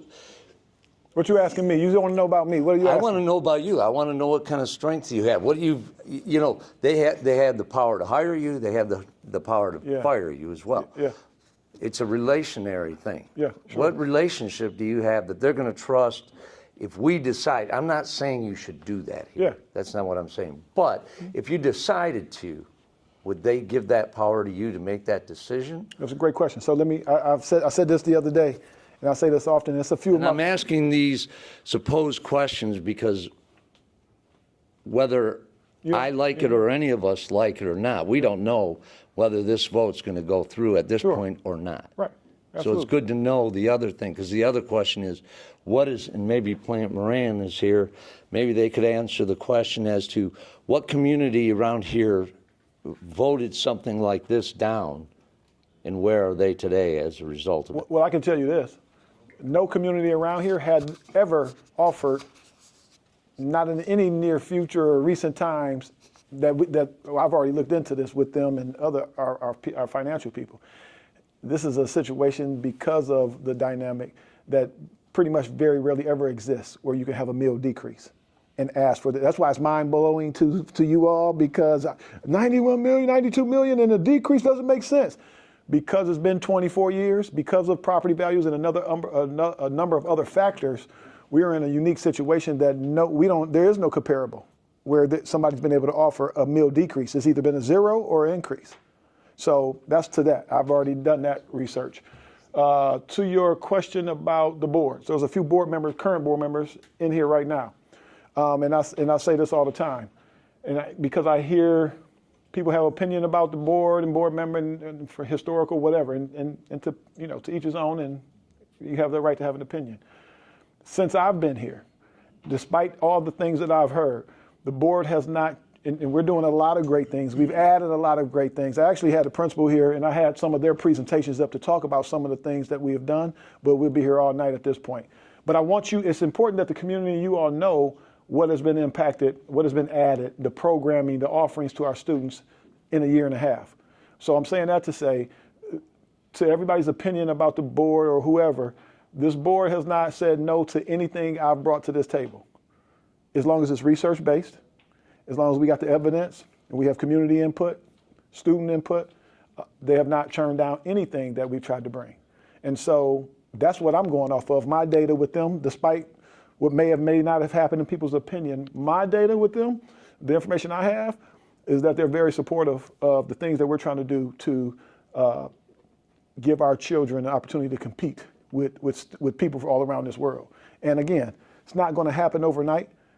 And so I just encourage everybody to, try to stay let's really work through. If we're really trying to ask these questions, not tonight, but just in general, to work through these things, let's not play whack-a-mole. Let's stay in the narrative. So, people are upset about the data, and this is no excuse.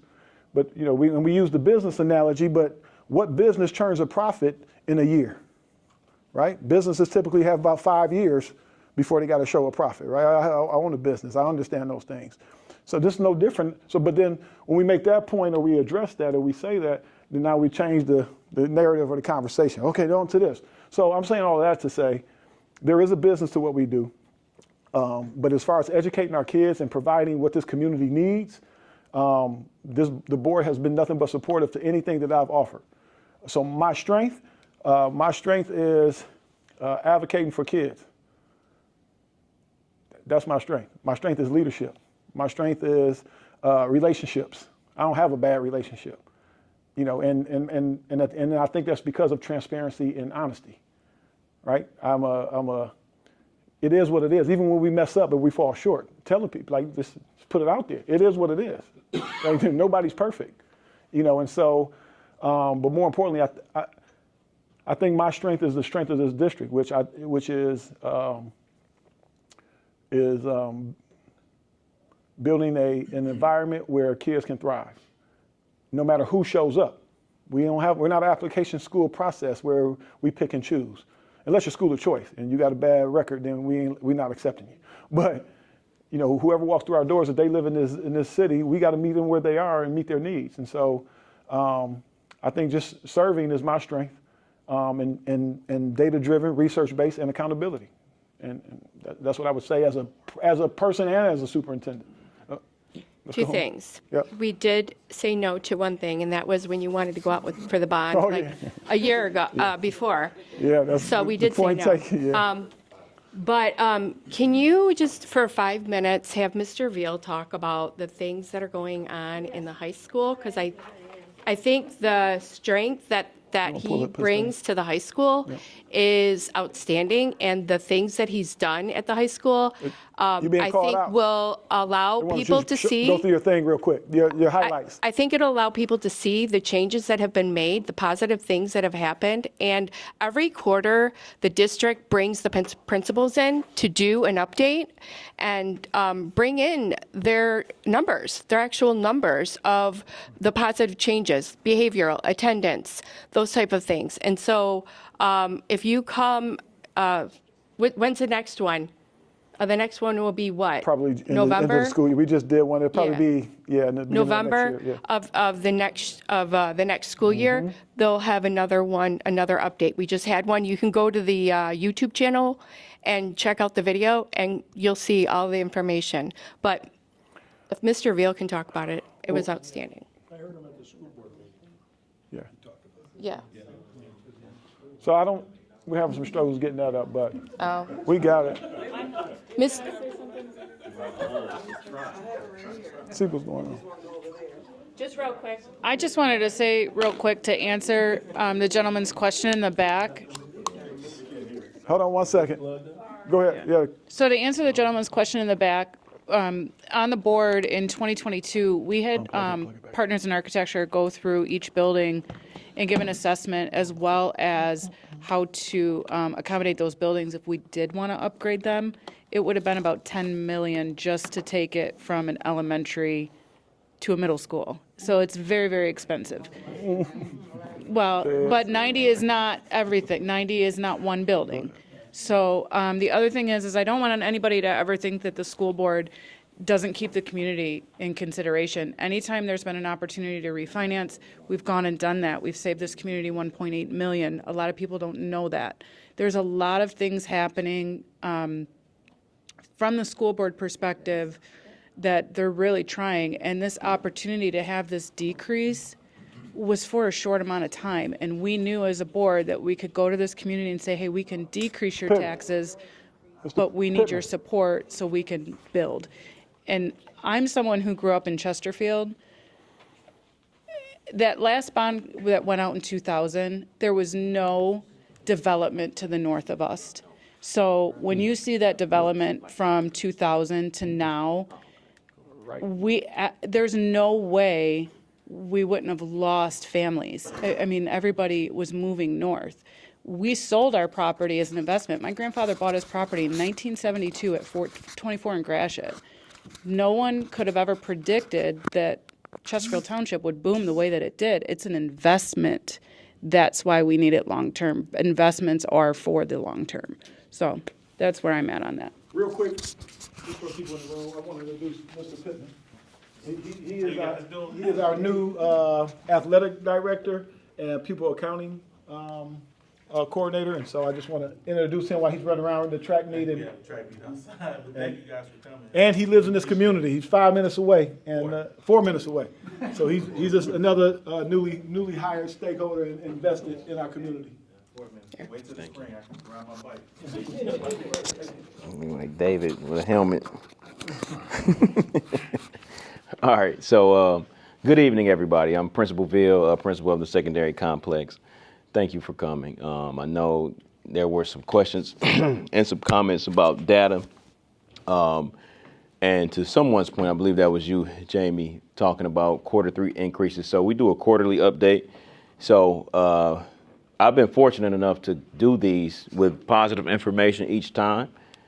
So I would jump right in on the data pieces. So this shows enrollment for Q3. It compares Q3 of last year to Q3 this year.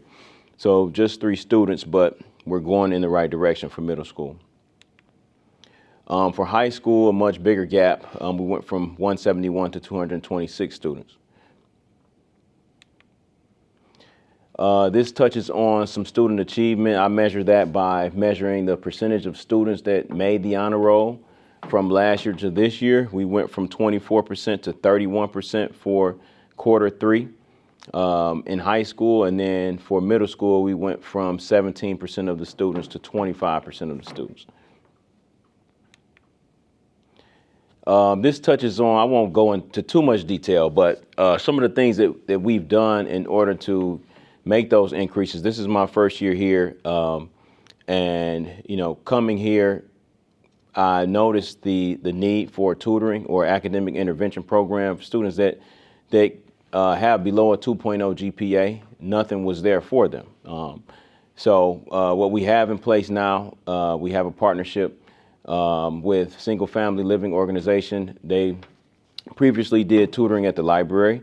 Now they just come across the street and actually do it here in house. So it costs us nothing, which is always great, and it's effective, right? So our students below a 2.0 GPA, we try to convince them and the parents very sternly that they need tutoring, right? If we could make it mandatory, we would. Legally, we can't, right? So I use my words wisely, but strongly convince them to go. And those who go, they have shown an increase, right? And they have gotten off of that list of students that need that intervention. So it's been very helpful. Another way is just encouraging an academic culture in the building in general through honor roll ceremonies. When you come in, you can see to the right out here, I have a board of honor roll students that made the honor roll. That's small things like that, change the culture. We talk about changing the culture of the building, how it feels, does it feel safe, is it an academic culture? Those things matter to me and matter to me coming straight in, all right? So these are some of the things I did to address that. Also giving them T-shirts with their names on the back, kind of like a class T-shirt, as if you graduated. You have the whole roll on the back. So for middle school and high school, I made separate shirts, but they get to wear those shirts and they wear them very proudly around here too. More about the program. Each student would get an advocate, like a student advocate. They check in with that person weekly to just check progress, communicate with parents. And I've seen an increase in parent engagement because of this too. Being able to check in to say, hey, Tom is still missing this assignment in third hour biology. Have you checked up with him? A lot of times, right, the parent really appreciates that phone call because maybe they didn't have the time to, or they just didn't know. I mean, I've got kids myself, 6 and 8. Or I could do a better job at checking weekly myself, right? But it'd be very nice if they found themselves in the water, in deep water academically, if they had someone to reach out, right? Because the number one defense is, why didn't anybody tell me? I've heard it my whole career. Well, I didn't know. Parents don't want to just find out at the report card or at parent-teacher conference. They would like this kind of service. This is very difficult to do, by the way. We're understaffed here. We just have, the people that we have here really care, and they have bought in, like a Mr. Pittman, Pastor Larry. These people will go over and beyond. So anything I ask them to do, they'll try to do it. We really don't have the capacity to do it, to be honest. And we're all stretched, but we care. And we know that this has to be done, if we want to increase scores, we want to change the culture, we got to bend over backwards. So, NWEA data, you want to get into this? Yeah, so let me just say something. So Okay. NWEA, so when people look up test scores, we talked about this earlier, right? When people look up test scores online in my school data, you're looking at standardized tests that show that assess proficiency. So NWEA is an assessment that we use. It's also a standardized test that about 20 million now, I think, students across the country take. We use that to measure growth, but also to inform us on what skills we need to focus on for our students. So each kid is given a report out, and it tells the teacher what this kid needs support in or has deficits in, so we can be intentional in targeting those. And this is how we measure growth at the local level, which is aligned and has crosswalks, basically, which means aligned with the standardized test. And so if a student is growing here, the research shows that they will also grow or should be growing on those standardized PSAT, SAT, and M-STEP too. So you can, if you want to just go through that just in general, I don't want to. Yeah. So real quick, at the top, I kind of broke it down so in layman's terms, so it can be kind of simplified for us as opposed to trying to look at that graph down there. So 9th and 12th grade, they experienced growth, right? So they had a 5% growth in proficiency for 9th grade, and in 12th grade, an 11% growth in proficiency. And this is on the NWEA winter reading portion of the NWEA We test. take this test 3 times a year. Yep. Right, and so we have that benchmark at the beginning of the year, and then we do it in the middle of the year, and then at the end. So this look was from beginning to middle. When we want to see the growth from year to end of the year, then we'll also look year to year, right? Last spring to this spring, et cetera. Yep, so this is more, we kind of use this more like a checkpoint to see where we are, right, before we take that major test at the end. In math, we had better numbers, right? So you have growth in 6th grade, 8th grade, 9th grade, and 12th grade. 6th grade, 1.5% growth in proficiency. 8th grade, 8.3% growth. 9th grade, 4.5%, and in 12th grade, an 18% growth in proficiency. That's normal to kind of see 12th grade have that big of a growth gap there because they're taking life seriously at this point. A lot of them kind of realize things are about to get serious, and they get serious, and they take this test serious.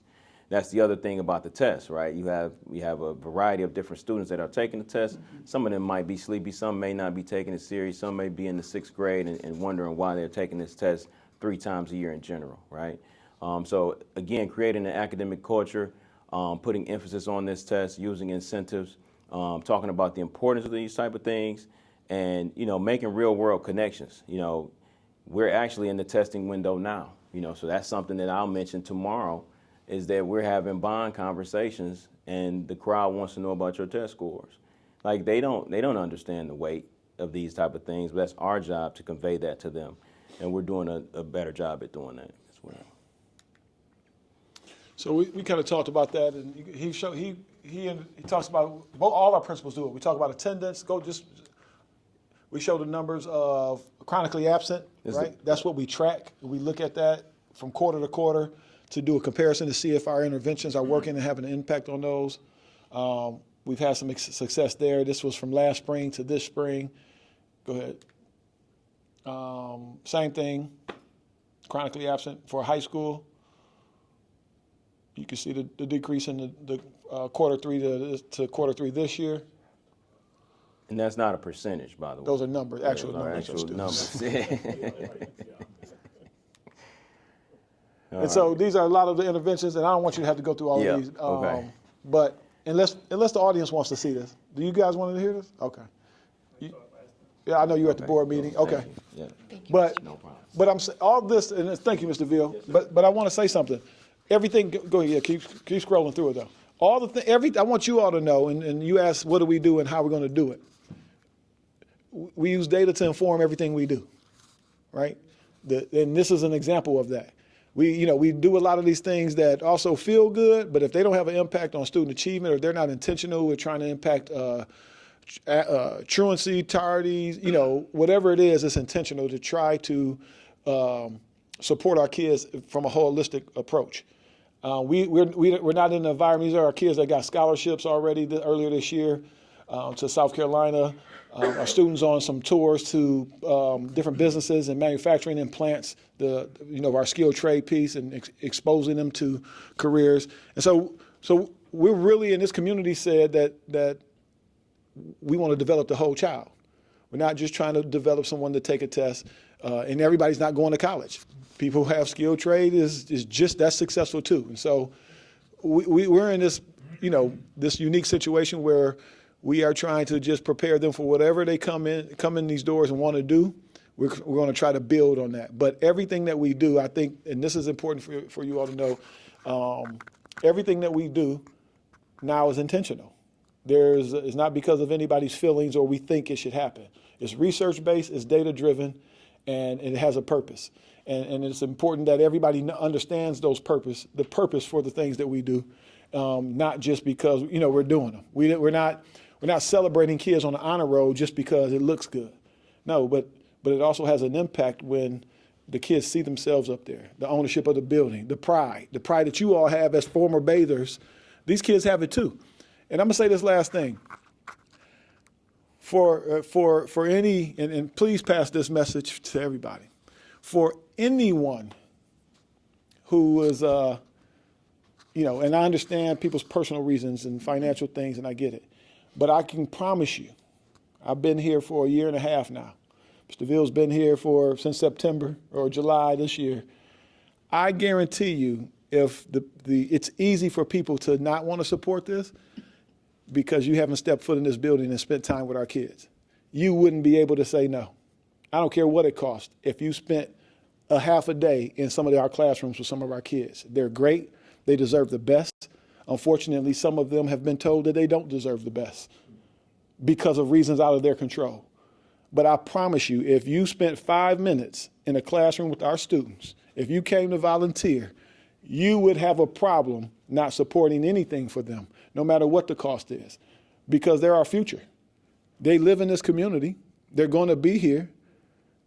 They are the ones that are going to be our future business owners, your future patrons, your future residents.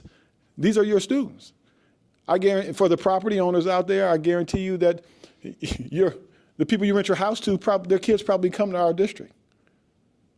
So the investment is for all of us. It's not just for the district. The district is the community, and you have to invest in your community. And we have a unique situation where that investment is not. I don't want to say this because then people hang on to this. It's not. We're in a unique situation where it's not costing you more right away. Over years, yes, but it's an investment. There's a return. So I just offer that. I offer people to come up, spend time, volunteer, get to know our kids at both buildings. I'm talking about Seminole here. We have great kids. The future is here. These kids are in the parks. They're at the store when you go. They're in the community. You should get to know them. And it'll be difficult for anybody to not support anything for them. I encourage everybody to follow us on Facebook, on Instagram. And at the end of the day, we have great kids. We have great families. We have some of the brightest kids that I've ever worked with in my life. We have some of the most resilient kids that I've ever worked with in my life. And we have a staff that's committed. The people that are here, we only got this many. Everyone is looking for a reason to not support instead of looking for a reason to support. And all the reasons that are here, you can find them in any district that you're looking for. You can go find all the negative things in any districts, but we don't talk about those things. And I get it. There's a financial commitment that the district is asking the community to make. It's not a secret, yes. But it's your school. It's your school district. And so what I know and I'm tasked with is doing a better job of making the community and the people who don't feel like this is their school district anymore is doing that. And the only way we do that, and I've been doing that since I've been here, is engaging the alumni, the community. I've been in meetings. I go to the alumni meetings. Actually, the Alumni Association has their meeting here. We just met, I think, a week and a half ago. I've been, wherever the legacy and the people are that love this place, I'm trying to be there because, do we love Mount Clemens Community Schools or did we love Mount Clemens Community Schools? Right? And that's where we are.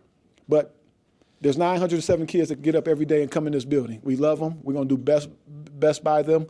And I guarantee you there will probably be more if we look like we were safe, if we felt safe from the exterior. You can't tell me that. I had a parent, we got some Prevail students recently, and the mom came in and said, I didn't even know you were here. Because I didn't even know this was a school this far down. Because she don't come this far. Because then she don't see anything that says school. It doesn't feel like a school down here. I said, I understand. That's the same thing I thought. But all those things are being considered with this initiative. So I just ask everybody to be open-minded, and you have to do what you have to do. But at the end of the day, we'll still be around, and we're going to do the best we can with what we have, and we're going to do best by this community because you're still taxpayers. You're still vested, whether you invested more again or longer or not, this is still your community. And so I thank you all for your time, your attention. And I also want to encourage everybody who's watching maybe or listening or here. This is about kids. When these narratives and things that are being posted on social media, because I get a million of them. I don't have Facebook, but everybody sends me everything. I get them all the time. And it doesn't bother me, right? It's sad because I know the people posting that don't know our kids. There's not a current parent that's posted any of those posts. And so it hurts me for our kids. They see those things. So when you walk by them in the community and they might growl at you, what is the community doing to say, I care about you and I love you? And so just know that whatever we're saying about this district, we're saying about our kids, and they see it too, and they feel it. And they're your neighbors, right? So just be mindful of that. You can state the facts and your opinions all you want, and you can do whatever you want. You don't have to listen to anything I say, but I just encourage people to know that when you talk about the school district, you talk about our kids, and they hear it. And so if we really want to build the future, if we really want to, if we really care, And let's just be mindful of the things that we're spreading, and especially the false narratives. So I'm always available. I always say my door is always open, but let's start with email. I learned the hard way that that's not the best idea. My email is always open. Email, call. I don't mind giving tours. Let's sit down. Let's talk. Even after this is over, next Wednesday, I want to see the same energy. Like no matter what happens, I still need you here, because when people get vested and involved, you probably be saying, "Hey, we do need a bond," you know. And so I encourage people to still be involved, and however you can be involved, right? Come May 7th, because we'll be here. Our kids still need the community. We want you at the track meet. We had the alumni event. We got a big weekend plan working with the Alumni Association. We moved our football game for that weekend to Saturday at midday, so the alumni can come back with a tailgate and a car show, and and all those things, because we're nothing without our history and our legacy. And please don't write us off because your kids don't go here now, or you just lost interest in the district. If you love it, you got to love it during the rough times. And so I vow to continue to be transparent, open, and honest, and build those relationships. But you got to be here to see it. You got to look for it, right? And so thank you. Thank you for coming and listening to me preach and have these questions. But it's the same conversation every day and everywhere. One more. All right. Just one more. Yes, sir. No bullying. No bullying in here. No, the link for the Mount Clemens for the YouTube for like past. Yep. I clicked on that thing and there was only like 5, and it was like from 2022. And is there? I don't know how often it should be updated. Every board meeting they get posted. Okay. So before I got here, there was a. What? Before I started, there was a different page, an old one. Because it's not too tough to go and click on the button. And it took me in it. The best way is usually the best way to go to our website. Go through our website. I did. And it should have all the current ones. So it was the Bass City Beat is who had the YouTube channel from back in the day. Yeah. From our board meetings, and there was a short period of time where we didn't have the board meetings on YouTube. But what was it? Probably the last 3 board meetings, I think. Yeah, they're all there. They're up there on the YouTube channel for. And if there's one in particular that you're looking for and you can't find it, just reach out. Oh no, I was Look on, just Google when you go on YouTube, Mount Clemens Community Schools. They're there. Yeah, okay, I'll try it again. All right. Yep. All right. We're good. Thank you.